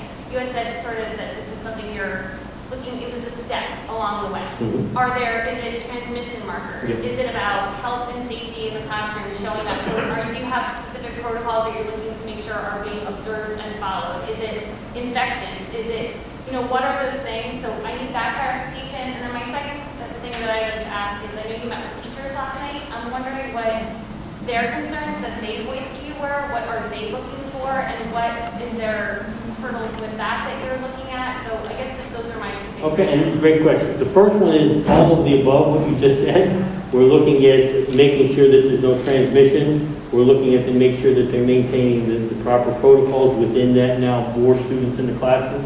We're making sure that the plexiglass and all the things that they need are in place and that the teachers are feeling comfortable teaching those classes with the larger numbers. That's what I'm looking at. If everything goes and we don't take a retreat in the number of cases that we have, and if you see 2 cases that are contracted in the school, that's enough reason to close the school down. That's all we need is 2. We haven't had that. We've had cases, but all those cases have started from the outside coming in, and we haven't had. But if we see anything like transmission or something, that's take a step back, and that's 2 weeks. So I want to make sure we don't take any steps back. As long as everything works well for those couple weeks, and we're at 4 days, and we're looking at, then I will have conversations to say, okay, that would be our next step. And your timeline for looking at that would be like? I think at least least 2 weeks to see where we're at. I think that's fair to see where we're at, and that would, hopefully all the schools would kind of be with that. And that would be where we're at. Because it's something that it's probably, it's more difficult to do, hey, 5 days for elementary, 4 days for middle school, that's a difficult run. So I need to have them all in to make sure that we're doing. And then I talk to the teachers and the administrators and say, okay, how do we now replace what that 5th day was, that remote day? How do we make it now 5 days and you still get some of the stuff that you would have gotten done in that remote day anyway? So that's a conversation I would probably need with the staff. When you say you mean what they're doing for the children who are fully remote, Yeah. is that what you're saying? Yes, and for the hybrids too, because the hybrids, like we said, it's nice to say hybrid, but understand 3 days a week they're remote. Now they should be all in. And So that's what I'm saying. You are, that is something that you're definitely offering. Like it is not like a 4-day week versus you fully remote. You're offering all 3 things, hybrid. I have, and for 2 reasons. Number one, there's some parents that said, I'm on remote, but I don't know if I want to go 4 days. Could I try hybrid in my schedule? That's fine. And if anything, that limits the number of students in the classroom. It makes it a little harder on the teachers, there's no question about it. But if there are, let's say, 4 students who want to go remote, that only adds the class size to 2 for those days, and 2 the other days. So I can keep the number down as much as I can as far as class size. Your second question was a good question, I just kind of forgot. What was your second? That I know you meant with the. Oh, the yes. Their biggest concern in the elementary was the lunches, and I understand that. That's been an issue. Eating in the classroom, physically Yes. eating in the classroom. Yeah, and that's been a big issue for them. Now, obviously, the challenge has been teaching these kids in front of them and these kids remotely. That's always been a challenge, and they have come up with some very creative ways. And again, I can't tell you how impressed I am with our staff, how they're doing. I've been in classes where, and again, it's not all the teachers, but I've been in some classes where it looks like it's the same class. Even the kids who are remote are talking to kids who are in class and saying, hey, what's on the board? And there's an interaction, which is that's the ultimate that you can get. Doesn't always happen, it's very difficult. I've seen the natural tendency is I'll teach you guys here and then I'll go over to the remote people then they're not part of the classroom. So that's a difficult thing. So as far as the teaching part, that's always a challenge, but their biggest concern that I've had at this point has been making sure that they have the proper PPE. If I'm adding more students, are we watching this social distancing? Am I going to get the plexiglass? Because they had a number of requests for that. They're concerned about health and safety, not only for themselves, but for their students. And then the eating in the classroom has been the biggest issue. And are they getting assistance with that in the classroom, like in terms of cleaning? I know exactly what those processes, what that process entails when you have those kids in your classroom. Yeah. Are they given, are they using bleach and water, soap and water? Are they given all of those things? Are they doing that? They're given the themselves? PPE. Yeah, they have a spray, they're given a PPE. But again, we don't expect them, I mean, they have the spacing now because there's a few students. So many of the older students can wipe their own desks down. If you're talking about the younger kids, we do have lunch aides that come in every once in a while. They don't do everything, but I know our teachers take on the responsibility of a lot of cleaning that part. And that is a chore. That is something that's really a demand on them. And we really found no other way to do it. But I think now with the other with more students in, we have to seriously look at either a snack or some other way. I just can't have 18 students in the classroom eating there. That's not fair to the teacher, not fair to the student. We have to do it differently. Okay, thank you. Mr. Trethewey, just another point that I hope can be streamlined and improved upon is when a student is quarantined because they've been in contact, not necessarily that they were Close contact. Yeah, just close contact. I've heard different counts where the teachers did not know that child was quarantined by the district, and they would log in and they were getting like marked absent, or the teacher was like, why are you remote? Why aren't you here? So the communication from whoever is deciding who is being quarantined down to the administration, down to the individual teachers, there's definitely a gap there. Well, the only thing, they should communicate that this student will be out for illness for 14. We can't, in their HIPAA laws, that I can't say, oh, you're a close contact, make sure you know. I can't really get that out. I think That's that a teachers nurse's should be position to aware. do. I think the teacher should be be aware that certain students will not be attending class versus. Yeah, that I agree. So that they're not being called out on, Yeah. on the call in front of the class, like, why are I you just home? can't identify why. Why are you home? I was told to come home. Like, Yeah, and I just can't, again, I can't really identify those, and I stay totally out of the close contact, that's a nurse thing, and it's not, I don't want to take that, it's really a medical thing, they make the determination who's the close contact, they make the contact with the parents, they make the quarantine, they do all of that. They tell me who's positive, because I have to report that to the county, and I have to do a weekly report on to the parents, and I do that, so those are the things, but I don't get the close contacts. I don't know who the close contacts are, not necessarily the teacher, unless they would be a close contact, then of course they would be. And in the questioning that the nurse does, if a student, for example, in a particular class has tested positive, she would ask around the room, who was there, what was there, and she would ask the question. Now, they can maybe figure out who's the close contact, but they should be told that student is absent and excused absent, and they should be going out. That's what they can. Is it the parent's responsibility to tell the teachers, or is it the? No, it's really, it's the nurse's responsibility when it's a positive test. No, Just a quarantine for close contact. Oh, it would be, you would kind of notify the nurse, and the nurse would say, okay, we know you're close. Like, my brother has it. My brother tested positive, so I'm a close contact. You would report that to the nurse would then make the steps, okay, this person is going to be excused for 14 days, and that's what they would say. But that would be the nurse, that would not be. Couldn't there just be a standard policy that if the kid doesn't show up to school because he's got a stomach ache and shows up on Zoom, he's at present? Right, that's the thing, like, it's like when he's on Zoom, but he's supposed to be in school, maybe be more. The problem we've had, and I know other districts are running into, is we put the policy, if a parent calls and says this is the reason, tells the principal, that's fine. What we can't have, and it happens more in high schools than it happens in the elementary. I don't want to go to school today, I'll just stay home and do a Zoom. I don't want to go, then you end up with a teacher, I of course have 8 kids in my class, now I have 1. The next day I have 4. Now I get 10. It becomes impossible. That's more prevalent in the high school. Now in the elementary, parents usually kick them out. Say, no, join them. Not so much in the high school. So that's why we have that policy. But obviously, if the student is sick and says, I can still call the teacher, call the principal and say, hey, this is the situation, and then they're usually make it. So one more question to me, and it's something kind of crossed on a little bit before, but it says, this is from Lisa Scott. It says, I'm interested in hearing about what we can do to work with children who are struggling academically.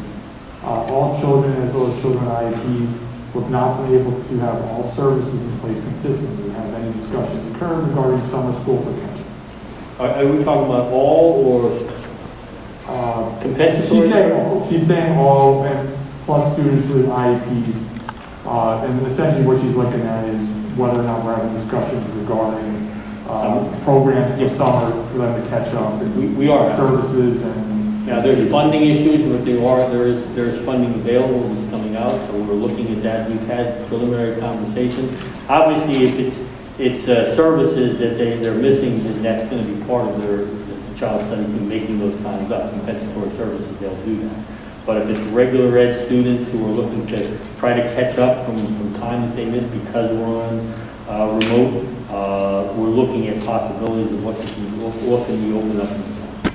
Is the plan for summer to be live instruction, or is it to be remote? Right now, we're just in the discussion. A lot of that would depend on staffing, and a lot of it depends on funding to see if we have. But we'd like to see if I've started having conversations. What are some of the alternatives we can do for students who really, and again, it's not a 7-hour day on the summer, because it's important for the kids to have the summer too, but just to try to catch up and try to make up for some of the lost time when they're on.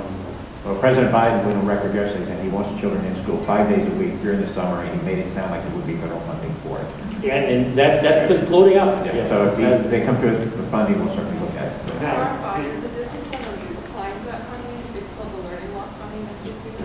Yeah, so what it is we received, it's called the CARES Act, and under the CARES Act, we received a piece of funding.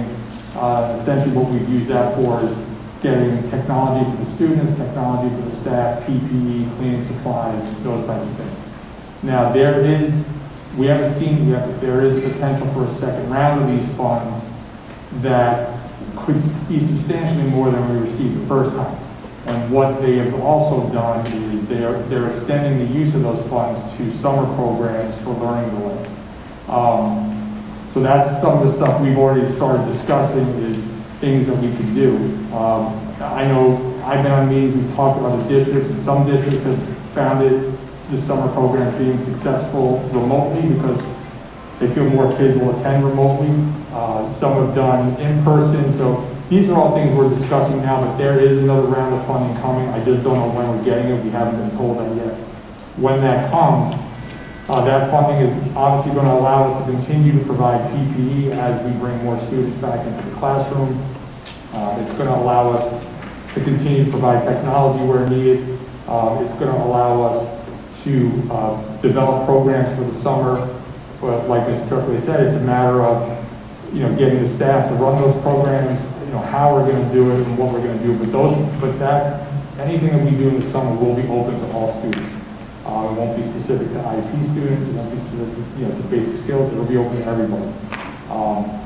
Obviously, it's going to be voluntary. I don't know if we can mandate that they attend summer school. But we will have something of that. Well, we're looking, and again, a lot of that will depend on parent input. If we get a large input, hey, that's a great program, we can certainly run it. If only a few parents want it, then that might be something that we don't. That will be up. And you'll volunteer. Well, I feel it would be great. I feel it would be great. However, we're going to have, I guess I'm going to call it PTSD. We just spent 9 months fighting with our children to do remote learning, and now you want to go do it when it's sunny and shiny? Yeah. And that's exactly what you're looking for. They need time. And as little as it seems, that's basically why we gave a snow day, because they were voted out once in a row. And I said, hey, they need snow day, we all need a I snow thought day. I We can read have somewhere that in 8th grade, they failed the math or English, that when they went to high school, through the summer, they had to take like. Yes, that's a ring program, yes. So they do that, yes. Is that, was that? Yeah, that would still be there. And what that, and Mr. Adams started the program back there. Basically, what it is, if you failed the math or the English, language arts in 8th grade, you had the option of going to the same program in the summer. And if you did do that and you did pass that area, then you'd be eligible to go into the regular 9th grade math and regular 9th grade English. If you don't, then you would have to take a remedial course in 9th grade to do that. And then you would obviously then have to catch up. Yeah, I don't know how that would work. Yeah, and I understand. And that's why it's got to be an option. I mean, obviously, a lot of parents really want to go 4 days, want to go 5 days. There's still parents that say, I want to go remote. And that's okay. That's where the option comes in. You know your kids better than we know your kids, so you know what we're expecting. That is the scary part about the summer. Is like, geez, are we going to just do Zoom for 3 more hours every day? Yeah. No, we'd have to do something different. And I'm hoping maybe social skills, things like that's what they really just call for. And we haven't even really talked about the social emotional things and all that stuff that they're missing by not being in school with their friends 4 or 5 days a week. And that's a big part of it. Okay, So we know that. All right, I have another question for you. When will teachers be told how many students are going to be coming in back into their classroom? Probably. Because I can tell you, if I left school on the 26th, and my principal says, bye, Ken, have a nice weekend. Oh, by the way, you're getting 6 more kids on Monday. I'd be steamed. I'd want to know that as soon as, I would think by this week, they give them at least a week. Or there are things teachers have to do to get ready for classroom, obviously. Well, number one, yes, there will be no, probably at the very latest, probably Monday. We just have to make. Monday next week? Yeah. Okay. But the other thing is, these are students that they already have. I know, but you still have to get test ready, you have to get.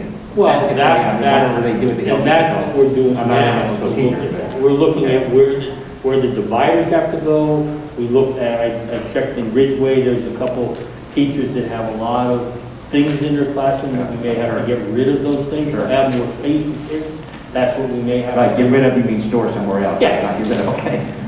We'll get rid of the classroom stuff. Right. Yeah. One of the Manchester uses Genesis for attendance and grading, and I use the same thing in my school. Each of the kids are classified with a different code, Team 1, Team 2, Team 3. Could we maybe come up with codes so that way the teachers would know ahead of time? They could look in their Genesis grade book and attendance book? Well, we'll give them. We have that. And We have, except for the students who have not finished the survey, the parents, and that we're talking about some phone calls that have to be made tomorrow. Once we get that, we'll know exactly the numbers that we have for each class. We know pretty much, and I actually met with every principal today and said, here's the teacher, this is how many kids they have in the class. It could move up because these 3 kids didn't answer the survey. That's what we have. So we have a running number of where we are now. It may change a little depending on those phone calls. But right now, again, Monday would be probably the latest that they would know. Okay, I guess the whole point, here again, I'm really disappointed that that survey didn't go out for teachers. All right, really am. I would just ask that please include the teachers into the process as soon as you can, instead of waiting and let them, oh, by the way. You know, because I think that's what happened when the letter went out to parents. Parents are calling up the teachers saying, hey, my kid's coming back in 4 days. And they're like, what the heck are you talking about? Well, The teachers said, no, the letter, I'm just saying, please try to keep the teachers more involved in the process. They will be involved. Okay, I got 2 more questions that have come in. You got one back there. One is just related to cleaning. I guess it was in related to some conversation we had a little earlier. From Tara DiMartino. She just asked, has the cleaning process of the schools changed? No, and in fact, again, in addition to our teachers, our custodians have done a great job. We do have that, there's a mister that they do every night, that basically, and just to make things simple, it not only hits the desk, but it wraps around the desk, so it's a disinfectant. They do clean periodically during down and all those things. The biggest area would be a cafeteria. We're not going to have the cafeteria. So the custodians work around through the whole day, and then at night they do a thorough cleaning so that it's ready for the next day. So we're very happy with the cleaning that's done. There's nothing new that has to be done. It's the same classrooms that have to be done. At one point, we went to the Wednesday remote. Didn't we say we're going to do deep cleaning on Wednesday? No, and I made it very clear. Deep cleaning is something that's a misnomer. Either you clean or you don't. Well, I understand. I think that was out there. That was not for me, because our buildings and grounds said, listen, if it's not clean, then we're not letting kids in. Okay. So to say it's clean or. I remember distinctly that being said, but okay. Yeah. Maybe Not by me. I don't know who said it. Okay, wasn't me. That was a term that's been floating around Yeah. For a while. But another question came in. This one's from Helena Staples. As a senior in Manchester Township High School, I have multiple classes that have an excessive amount of people in one room if switching to a 4-day in-person schedule. As the board operates with the student body in mind, what measures will be taken as we discuss bringing more people into the building during the pandemic. In addition to this, I have several teachers who are at high risk of catching the virus. Will these precautions be taken with them in mind as well? Will plastic dividers be accessible and purchased before entering the building? Yes, all of the above. And that's why the high school is a little bit more of a challenge than the elementary. As I said, the elementary, Mrs. Gilbert's class has this many students and may have them from the beginning of the day to the end of the day. But the math teacher may have first period of 7 students, second period 8 students, third period 22 students, because they all decide to clean. So that's a little bit more of a challenge. So before we get that in place for the high school, we have to make sure all of those classes are under.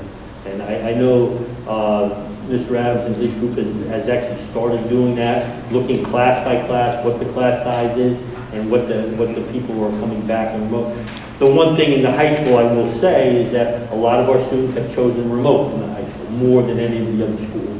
So we do have a little bit more flexibility, but I do expect to have, and I haven't gone all through the numbers, but I do expect to have bubbles in there where maybe the calculus class, everybody wants to come in, and now there's 24 kids in the class, so we have to take a look at what happens. Would you consider using the cafeteria or the auditorium? We would look at alternate, and I know Dennis has used these spaces here, they've used a lot of different spaces when they're available, so it's just a matter of seeing what classes would have to be moved, and that's a process.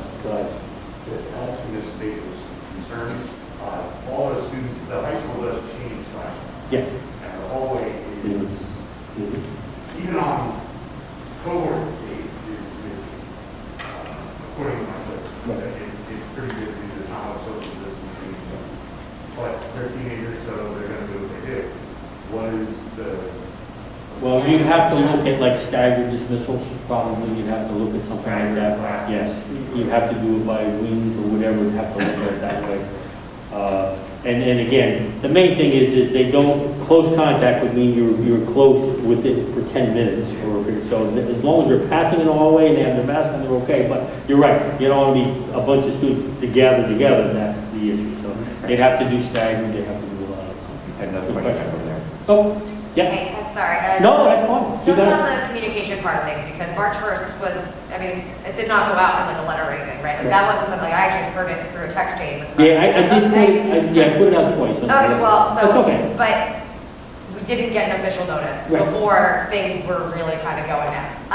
And so how are we going to be communicating these steps going forward? So how are we going to, when is it officially, yes, March 1st, cohort A, cohort B, if you chose to? After tonight, because I've looked at the numbers and the board is in agreement, we would be going for March 1st. We feel that's possible. I put out a tentative March 1st because I'll be honest with you, if I got the surveys and all of a sudden everybody wants to come back, we probably couldn't do it. We couldn't have 25 kids in first grade, everybody. If everybody came back, we might not be able to do it. But with those numbers of remote, staying remote, and the people that do, we're in a comfortable area, so now we can, yes, that looks good. So I would say, keep checking the webpage. I'm gonna keep putting letters out there, and it'll say there. And we'll, and then again, when coming off from Mr. Pate, we'll probably do an all call and say, please check the webpage. This is an update for the elementaries, and that's the way we communicate. Awesome, so that's March 1st. Yes. Once we've collected the data, once we've watched how this works, when are we going to be posting dates where we're expected to go? 5 days,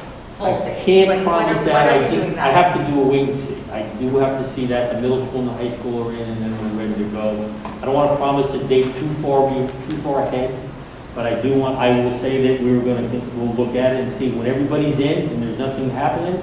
And again, if there's no situation with the teachers and the administrators that we don't need, we can do without that 5th day, that's when we'll move. So it's not June, but I can't really give you, I don't want to give you a date and then say, oh, you told me. I'm not asking for a date tonight. I'm just saying, will it be communicated? Oh, Like, will it be on the when we site? go to 4 to 5 days? Yeah, absolutely. Or what, any moves that we're making? Oh, right? Because absolutely. It feels like, Absolutely. it would be good to have those markers Yep. in mind and know that people are monitoring, because sometimes as a parent, you're sitting here wondering, what is going on?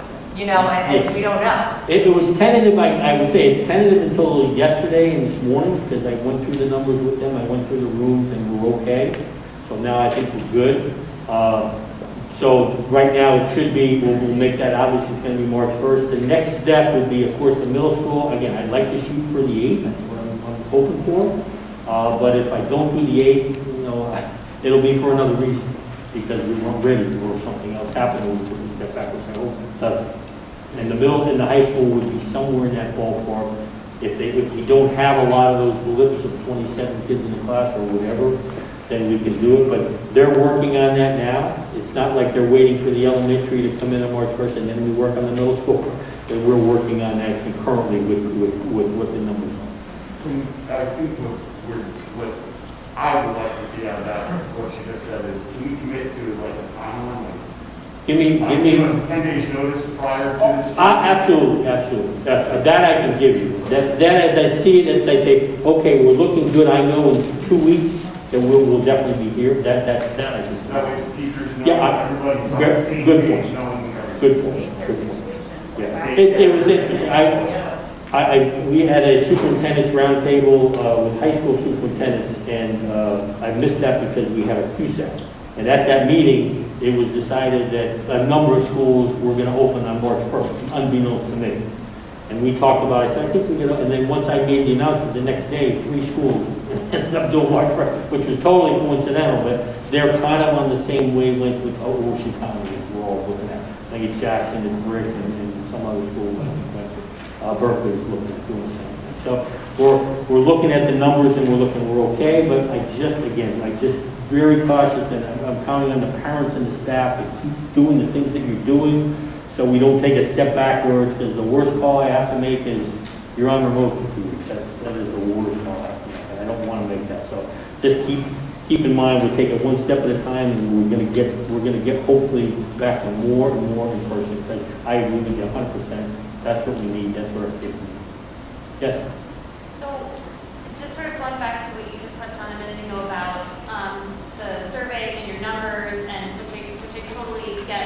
you know, I respect that. What happens, because obviously this is a public school and, you know, all of these children, you know, parents have a right over time to say, I'm only remote right now, that's what I feel comfortable with, but I want to, whatever, marking period 4, transition my kid back in. What happens is teachers do such an amazing job, which I'm sure that they will, and school personnel and staff do a great job. You don't get shut down, everything is working great. Kids are back for maybe let's like fingers crossing 5 days. Everything's like it's amazing. Wonderful. And then all these remote parents are like, I'm in. This is so great. Way to go. What happens then? How if you say that they can't come back? How can we do that to our taxpayers and our kids in that community? It's a safety first. It's a safety issue first, and that's what I have to do. So if we can accommodate them safely, then we will do that. We'll have and it's okay if they change their mind to say, hey, I'm in 4 days and I'm a little concerned, I want to go to remote. That I have no issue with, because that's easy. That doesn't really impact us that much. Okay. But if I'm at a max number of where I am and I can't go any further and 5 people want to come into that class, I said, you can't come into that class, because now there may be other options. There may be another class I can get you in. There may be something else I could do. But that would basically be based on safety, and I can't obviously compromise the kids who are in that class now and say I'm going to pump 5 more kids in. But it's not that the rest of the district then steps back and says No. they won't be there. No. It's okay. All right. They're remote, and if they choose to come back in the 4th marking period, and I could say safely can we bring them back, I'll certainly consider that. But if we can't do it safely, I can't compromise that, then they'll have to stay on the remote. Okay, my last thing is just to go back one more time to the eating Sure. thing.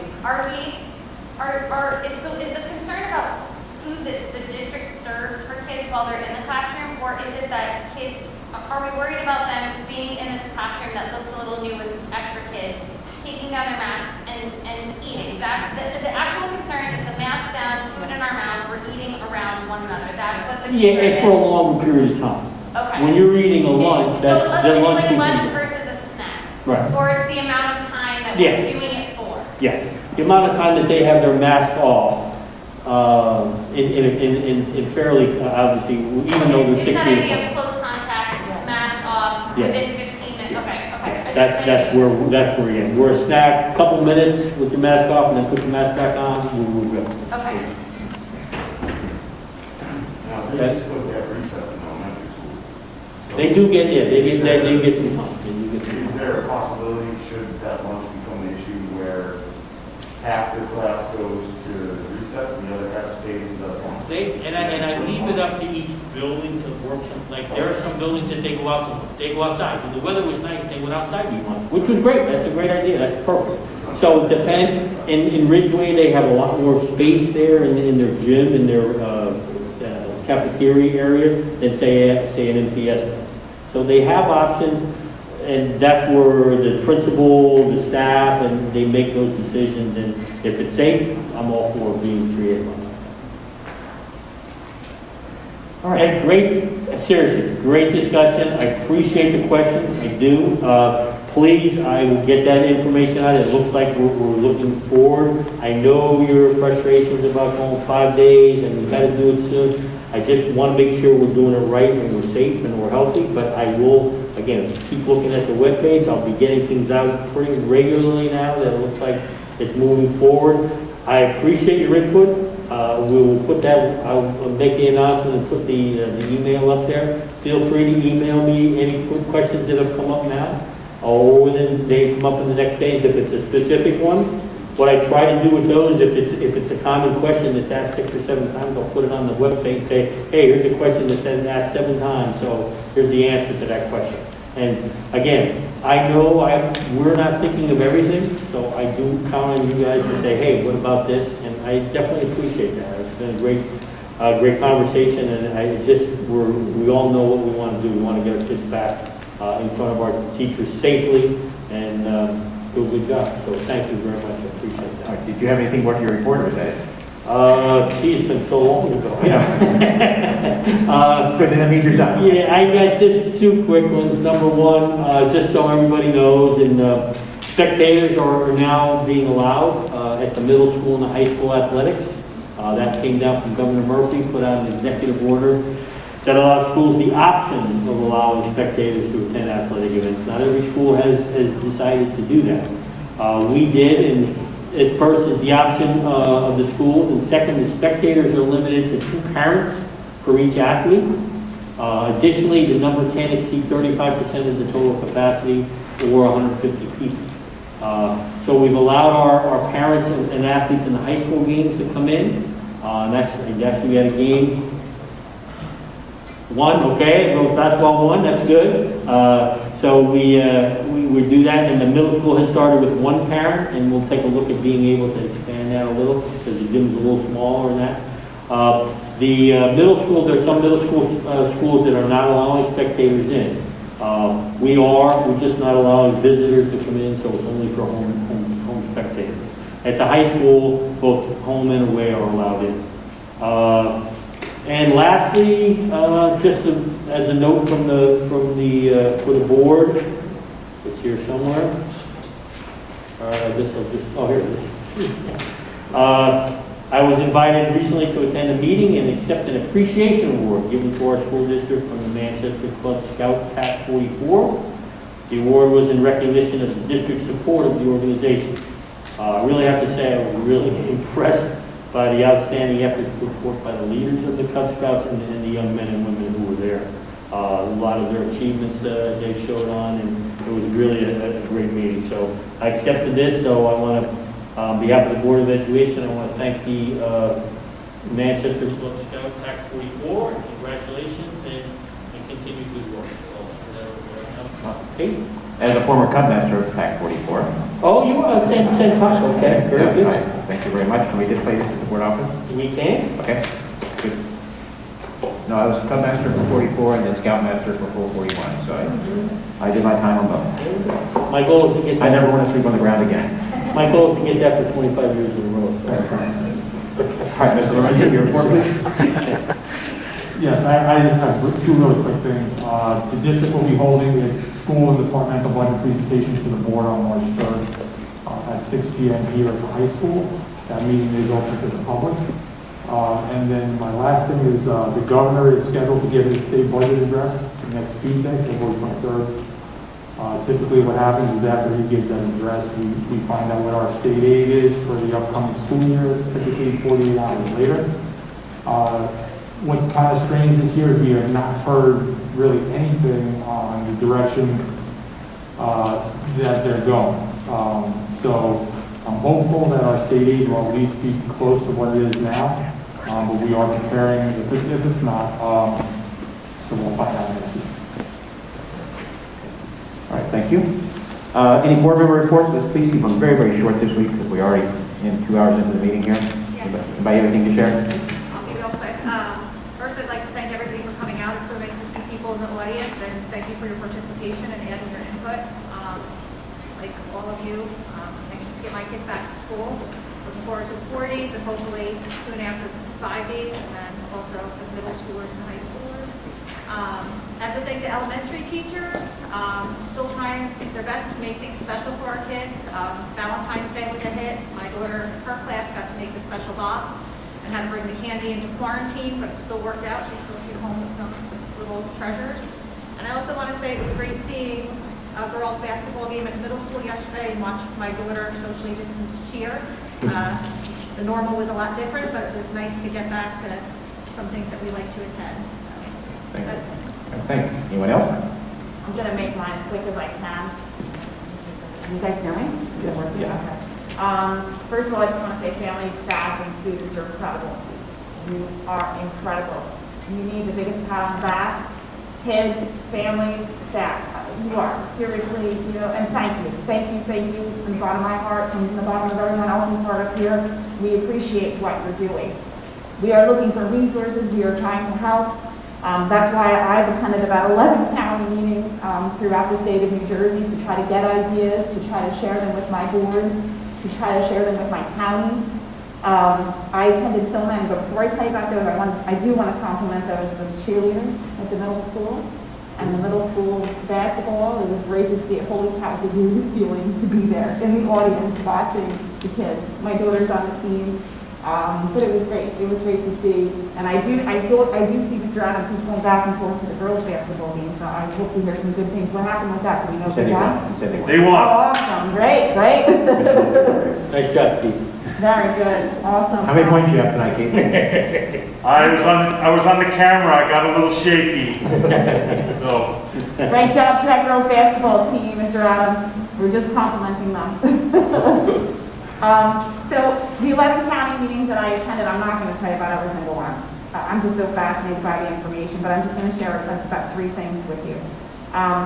When we talk about struggling students, that's my forte. That's where I am. I'm a basic skills and interventionist in my school district.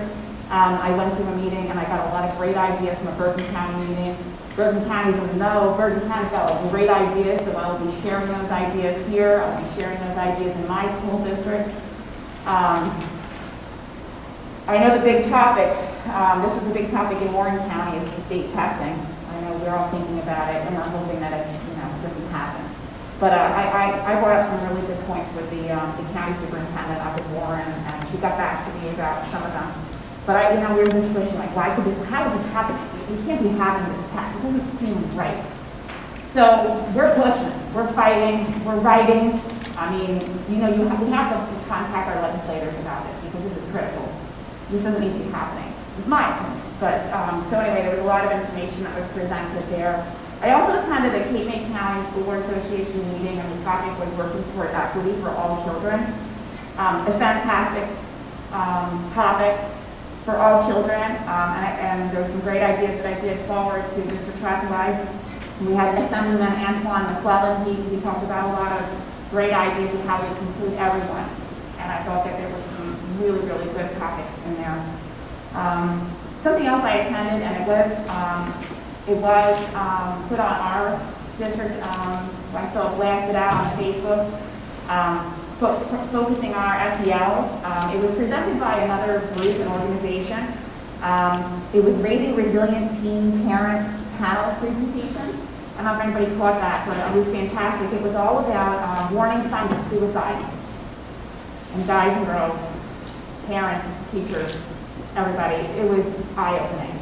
There's a lot that needs to be known about that, and we need to be conscious of our kids, be aware of what is going on in our children's minds. If you have any you want to know more about it, I do have all the information, but this is a topic that's near and dear to my heart. We'll move on real quick. I think we do require all our teachers to take the global compliance on suicide prevention here, do we not? Absolutely. Yeah, But hearing, there were some incredible panelists there, but 300 people attended this.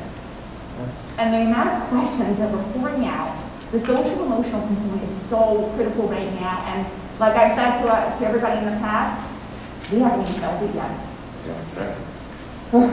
Ohio is really struggling with it right now. Ohio has a major problem with suicide in teens and teachers. So, and I think the last, and I haven't seen numbers recently, but their percentage, they had more teachers committing suicide than they did students. And that's scary. It's crazy. It really is. So the other thing, 2 more things and that's it. Board of Directors meeting was this past, I don't know what week, it gets crazy. I don't know what week it is sometimes, on February 5th. 2 takeaways I just want to point out. NJSBA, New Jersey School Board Association, just came out with it was a mental health task force. I was on it. I started with them for the first couple of months, and I had to back off. I had so many things going on, so I want to just, if anybody wants any great information, it's the 4th report. It's Eye on the Future as Districts Monitor Student Mental Health. Excellent ideas, a lot of critical articles that we need to be mindful of. And then one other thing too, there's a resolution that is in our packets here today. Several boards have already passed this resolution. I have made the recommendation that we pass it as well. It's all about the requesting, I'm just going to read this off here because at the request of some of the board, New Jersey School Board members, NJSBA recently developed a sample resolution that boards of education can pass to urge the state to move teachers higher up on the priority list for COVID-19 vaccinations. So I've made that a recommendation, and I thank you, and I thank all my members for putting that on there. It's important for us to support the teachers. And that's my report. Good, thank you. Anyone else? Hearing none, we'll open up the floor to public participation for agenda items only.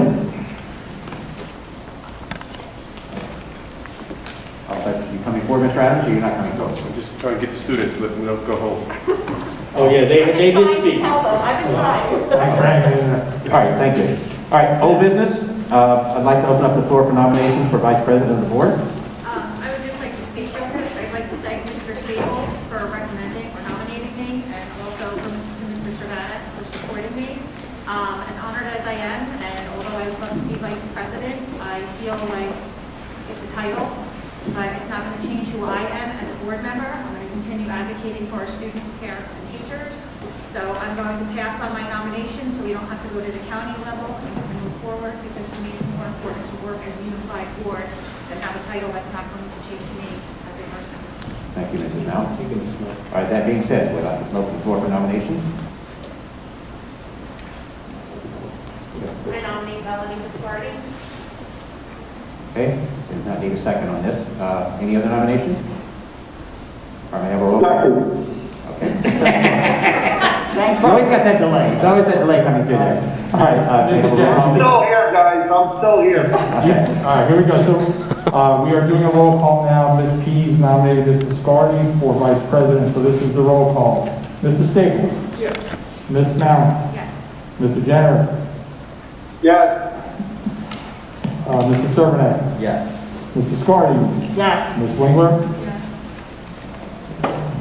Ms. Pease? Yes. And Mr. Abstain. Congratulations. Congratulations, Mr. McCarty. All right, do we have any written correspondence, Ms. Lawrence? We have no correspondence. All right, thank you. All right, we'll move on to section 1 here. A, minutes, numbers 1 and 2. May I have a motion, please? Need a second? Second? All right, any discussion? Do what? No, I'm sorry, go ahead. No. Okay. All right. No, the second, I got Mrs. Wingler second. Okay, all right. Any discussion? All right, roll call? Mr. Staples? Yes. Ms. Mount? Yes. Mr. Jenner? Yes. Mrs. Servanek? Yes. Ms. Biscardi? Yes. Ms. Wingler? Ms. Pease? Abstain. And Mr. P. Yes. B, travel, number 1. Need a motion? Motion? Second. Any discussion? All right, roll call? Mr. Staples? Yes. Ms. Mount? Yes. Mr. Jenner? Yes. Mrs. Servanek? Yes. Ms. Biscardi? Yes. Ms. Wingler? Yes. Ms. Pease? Yes. Mr. P. Yes. C, comprehensive annual financial report, number 1. Need a motion? Motion? Second? All right, any discussion? All right, roll call? Mr. Staples? Yes. Ms. Mount? Yes. Mr. Jenner? Yes. Mrs. Servanek? Yes. Ms. Biscardi? Yes, I just wanted to say great job. Thank you. Great job. Thank you, everybody, too. Ms. Wingler? Yes. Ms. Pease? Yes. Mr. P. Yes. D, cooperative and service commissions, numbers 1 and 2. Need a motion? Motion. Any discussion? All right, hearing none, roll call, please. Mr. Staples? Yes. Ms. Mount? Yes. Mr. Jenner? Yes. Mrs. Servanek? Yes. Ms. Biscardi? Yes. Ms. Wingler? Yes. Ms. Pease? Yes. Mr. P. Yes. E, project commissions, numbers 1 and 2. Need a motion? Motion? Second. Any discussion? All right, roll call, please. Mr. Staples? Yes. Ms. Mount? Yes. Mr. Jenner? Yes. Mrs. Servanek? Yes. Ms. Biscardi? Yes. Ms. Wingler? Yes. Ms. Pease? Yes. Mr. P. Yes. F, frontline workers resolution. Need a motion? Motion? Second? All right, this is the motion that Mrs. McCarty was talking about that we're putting in to have teachers move up to tier 1 for the vaccination process here. All right. Roll call, please. Mr. Staples? Yes. Ms. Mount? Mr. Jenner? Yes. Mrs. Servanek? Yes. Ms. Biscardi? Yes. Ms. Wingler? Ms. Pease? Yes. Mr. P. Yes. All right, moving on to section 2A, administrative, number 1 through 4. Need a motion? Motion? Second. Any discussion? All right, roll call, please. Mr. Staples? Yes. Ms. Mount? Yes. Mr. Jenner? Yes. Mrs. Servant. Yes. Ms. Biscardi. Yes. Ms. Ringler. Ms. Pease. Yes. Mr. Page. Yes. V, personnel, number 1 through 24. Need a motion? Make a motion? Any discussion? All right, roll call, please. Mr. Staples. Yes. Ms. Mount. Mr. Jenner. Yes. Mrs. Servant. Yes. Ms. Biscardi. Yes. Ms. Ringler. Ms. Pease. Yes. Mr. Page. No on number 6. I still do not see the reason for this, and yes to the rest. May I make just a note here that number 5, Patty Porterways, been with us. This is her 19th year in the district. Patty is retired, so we want to wish her good luck. She's been a very valuable employee for the district. May 1st, decision? Yes. Very good. Okay. All right, so we finished that. C, student personnel, number 1. Need a motion? Motion. Okay. I'll take that as a second. All right, any discussion? All right, roll call, please. Mr. Staples. Yes. Ms. Mount. Mr. Jenner. Yes. Mrs. Servant. Yes. Ms. Biscardi. Yes. Ms. Ringler. Ms. Pease. Yes. And Mr. Page. Yes. Section 3, A, finance, numbers 1 through 5. Need a motion, please? Any discussion? Hearing none, I'll call for roll call. Mr. Staples. Yes. Ms. Mount. Mr. Jenner. Yes. Mrs. Servant. Yes. Ms. Biscardi. Yes. Ms. Ringler. Ms. Pease. Yes. And Mr. Page. Yes. All right, open up the floor for any public participation on any non-agenda items at this point. I have nothing back. I have nothing from my online folks. Okay, we have someone in the back here. Okay, go ahead. Hi, my name is Erin Oliver. I just have 3 quick things. My first being an issue with the sports busing, getting students back to school for practice. My daughter has fortunately only needed a ride 2 or 3 times, but the bus has forgot her place. Oh, I'm sorry, I can't. The bus is forgetting to pick my daughter up into practice. She literally ran to practice from our house, I think it was last week, and got in trouble for running to school. Can you give me that information at the end, and I will make sure I get that? I appreciate Ms. that. Pepper knows it happened the first time, but then it happened again today, so obviously she doesn't know it Yeah. happened. The coaches are aware of it, but I don't know if this is gonna be through the whole season. I mean, it's already happened. No, it's not. No, I'll get It it. is not going to be for the whole season. Please give me the details right at the end, please. Sure. Thank you. And then, do we have any information on winter sports schedules for meets? I'm specifically speaking of track. I can speak to that. Go ahead. We have a couple of proposals that are floating out there that we are working on the logistics of, but there are not a whole lot of meets out there to put on the schedule as of yet. So we've made it known that we'll host, we've made it known that we'll travel, we've made it known that we'll participate in the bubble in the events that they're trying to hold there, but we have not had any solid lockdown meets as of yet. So I'm sorry about that, but it's just a difficult set of circumstances. And as soon as winter track or spring track or both, Mr.? Well, winter track. Okay. Spring track, we're hoping to have Because it's a outdoors. fairly normal schedule. Right. But you can't have any tournaments because there's too many people, right? Correct. Okay.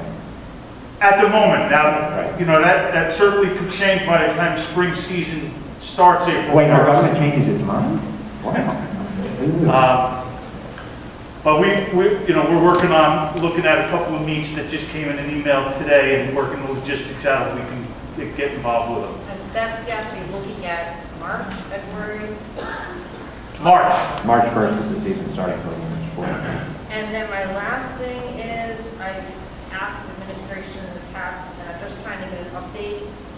I had a senior miss all kinds of stuff last year. My sister's a senior this year. Do we have updates of what's going on for specifically the high school? They've already missed some events. Are we having, what does graduation look like? Are we having Mr. Manchester, sports banquets? Like, what's the picture look like? Because the kids are hiding, the parents are hiding, and there's zero communication. So we have a senior hub now on our high school website.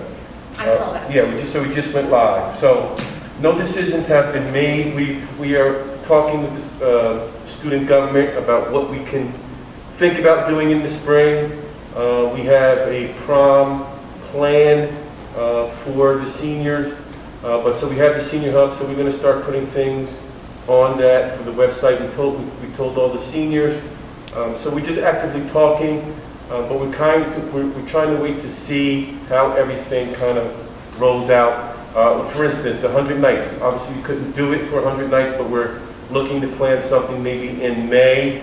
But we can't put anything out yet, but we are talking behind the scenes about things that we could do for the seniors. If it would be helpful, I know you and I discussed this, I think, back in December, if those kinds of things are communicated. Hey, we know we can't do this, but we're talking about the possibility of X. Obviously, we're not going to hold you to it, but we don't know there's any communication because there's no communication on it. Right. We can definitely put something out on that hub now that, hey, we are talking about this, nothing is concrete, but we can start putting stuff like that out. Thank you. Mr. Adams, can we do an all-call for the seniors, for the senior hub that you created? I think it's a great idea. The senior parents that may not see it on social media, they might need to hear it. Yes, we could definitely put a phone dial out for that. That's not a problem. And your question, and we just actually had a conversation with the superintendents, and in graduation, we asked the governor, we actually put in something, the governor said, please give us a little guidance on graduation before May or June, so we can start planning and give us some ideas of what, just make a decision, because last year, we really didn't make a decision until July, and I think Dennis did a great job with his high school staff doing a different graduation than we've had, but that's really what we need. Once we get an idea. Middle school too. Yeah, yes, exactly, but being at the last minute, what we decide. So we're trying to get some in, as they loosen up the being able to come in and have more people in events, that will help. So I'm hoping we get more communication from them, but again, that hub is a great idea, and again. Yes, and I met with the advisor today, Ms. Staples. We talked about doing some things in June, like having maybe a senior week, a week of events and things like that, and so we're just talking, so I will get that out on the hub to let the seniors know, the parents know that we are discussing these things. Because I know you've been planning to play, I guess, that's some alternatives to the play, so again, anything you can get out, even if we don't know yet, that's probably okay to get it out. Are we still looking at theater in the park? Yes, that was one of the options about having it. Into the woods, out of the woods? Yeah, into the woods, I think, but having it outside. Right, into the woods, right? All right, any other public participation? Yes. So I'm Heather Kramer, I'm the president of the Manchester PTA. So I just want to touch base on a few things that we are planning. Of course, as everything, things can change, but book fairs, we are planning on, I'm hoping to have an outdoor in-person book fair at the elementary level. So get that tradition back. We were not. Are you going to be able to invite the remote kids? It's going to be like after hours, where remote kids can come in like on a Saturday or something perhaps? Where they Well, could be we'll open? have certainly Wednesday, a remote day. Okay. That we would be open. So they could come in and yes, after hours, after school hours. we would do that. That's things that we would work out per school that works within their schedule. We're not going to have them physically at the middle school, but what we are going to do is extend the elementary levels from K to 8. So if you're in Whiting and you have a middle school and an elementary, you don't have to truck all the way out to the middle school, especially if you're remote, to go to that fair. We'll have content for all levels at each of the schools. They probably will not be the exact same week unless we can get all of the volunteers to help us, but we will stagger it to where we have people available there. Gift auction is going to look very different this year. We have two ways that we're looking at possibly doing this. One is a calendar raffle where we present 3 months of prizes, not necessarily one every day, but we do have quite a few gathered from our gift auction that did not happen last year that we have in storage right now. So we have lots of goodies to give away, and we will continue to request donations to fill that calendar. And then you buy a calendar, which is like your chance, and then every day or whenever we pull it, whatever it's decided upon, you always have that chance. You buy one set of calendars for $10, you could win a prize every single day. That's the cost of it. So that's one option that we're doing, or possibly doing. Another one is it's called an off-site raffle. It's kind of like when you buy a ticket to win that car, that raffle is taking place like 6 months from now, when you buy that ticket.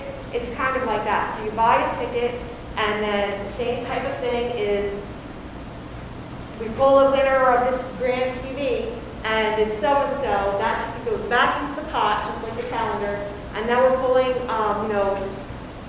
PTA masks that are still available. PTA masks are still available, and that same person can win it. So that's the same type of raffle, it just looks different. And they would be virtual online, so it wouldn't be in person. So you just buy it, you don't have to drop your tickets or anything like that. So those are the two options that we're looking at. We're deciding which way we're going to go, but we are having some sort of raffle this year. The other thing is administrators and teachers, if you're needing assistance, because we had certain money allocated for certain types of things that fell through this year, or we didn't need to spend as much, please send us your requests. One school will book giveaways. We already have money allocated for drama at the high school and middle school, so they can just reach out to us. We have money sitting there, but we need to know what it's for, and a receipt or an invoice. We can help you in maybe ways that you didn't think of before. PTA is providing virtual programs at this point to the elementary schools. We supplied 2 virtual authors so far, and we have Cafes and Theaters program coming in in May on Cinco de Mayo and Mexican dance, and then oh my gosh, I don't remember the other one.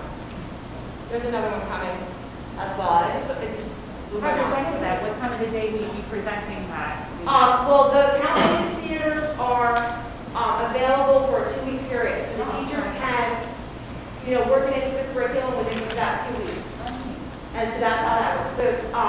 The author was scheduled for like the whole school or grade levels or whatever it was.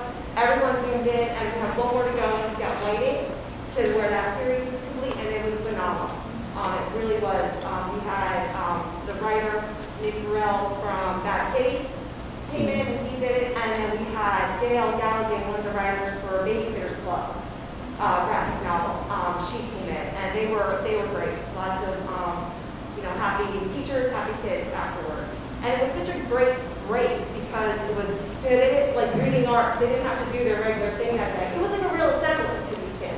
They got a break from school, although they're still looking at the screen. So we're looking for ideas. We want to help. We do have some money. We may not be able to finance your whole program, but we can definitely, help kick a chip out of it. So please, please, please reach out to us. Tell us how to spend our money. Okay. I want to thank you for the Babysitters Club thing. I actually took my daughter to the library, and she found the book that the author was being spoken about in the little assembly, so we signed it out. She was looking through it. So. Oh, great news. Good. Thank you. Question? Yeah, back to the winter sport. Okay. Usually if a child fails a class and can't play winter sport, is that still, even if like it's a Final Four or what? Because my son usually does winter sport. Right. But like it's failing, and. Yeah, and some of them are in the SIAA, and some of them are school rules, so that would be something that. Right. I mean, certainly, if it is in one that he's failing, or 2, or, sure, okay. Failed a couple of classes, yeah. I'd have the conversation with Mr. Lister and see where we're at that point. There are definitely times that they can. With our semester, it's a little different too, for our semester, because you've already finished the first half of the year, he's now new classes in the second semester. Yeah, I do. What was your winter track? What's that? What sport is winter track? I mean, you might be doing track, and then if wrestling comes back, Yeah. you're going to be doing that, so, It just has to see, check with eligibility with Mr. Lister, that would be the best bet. yeah. Thank you. All right, anyone else?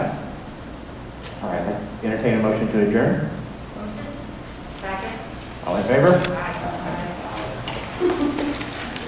Guys, something happened to the mic, I can't hear you anymore. We adjourn.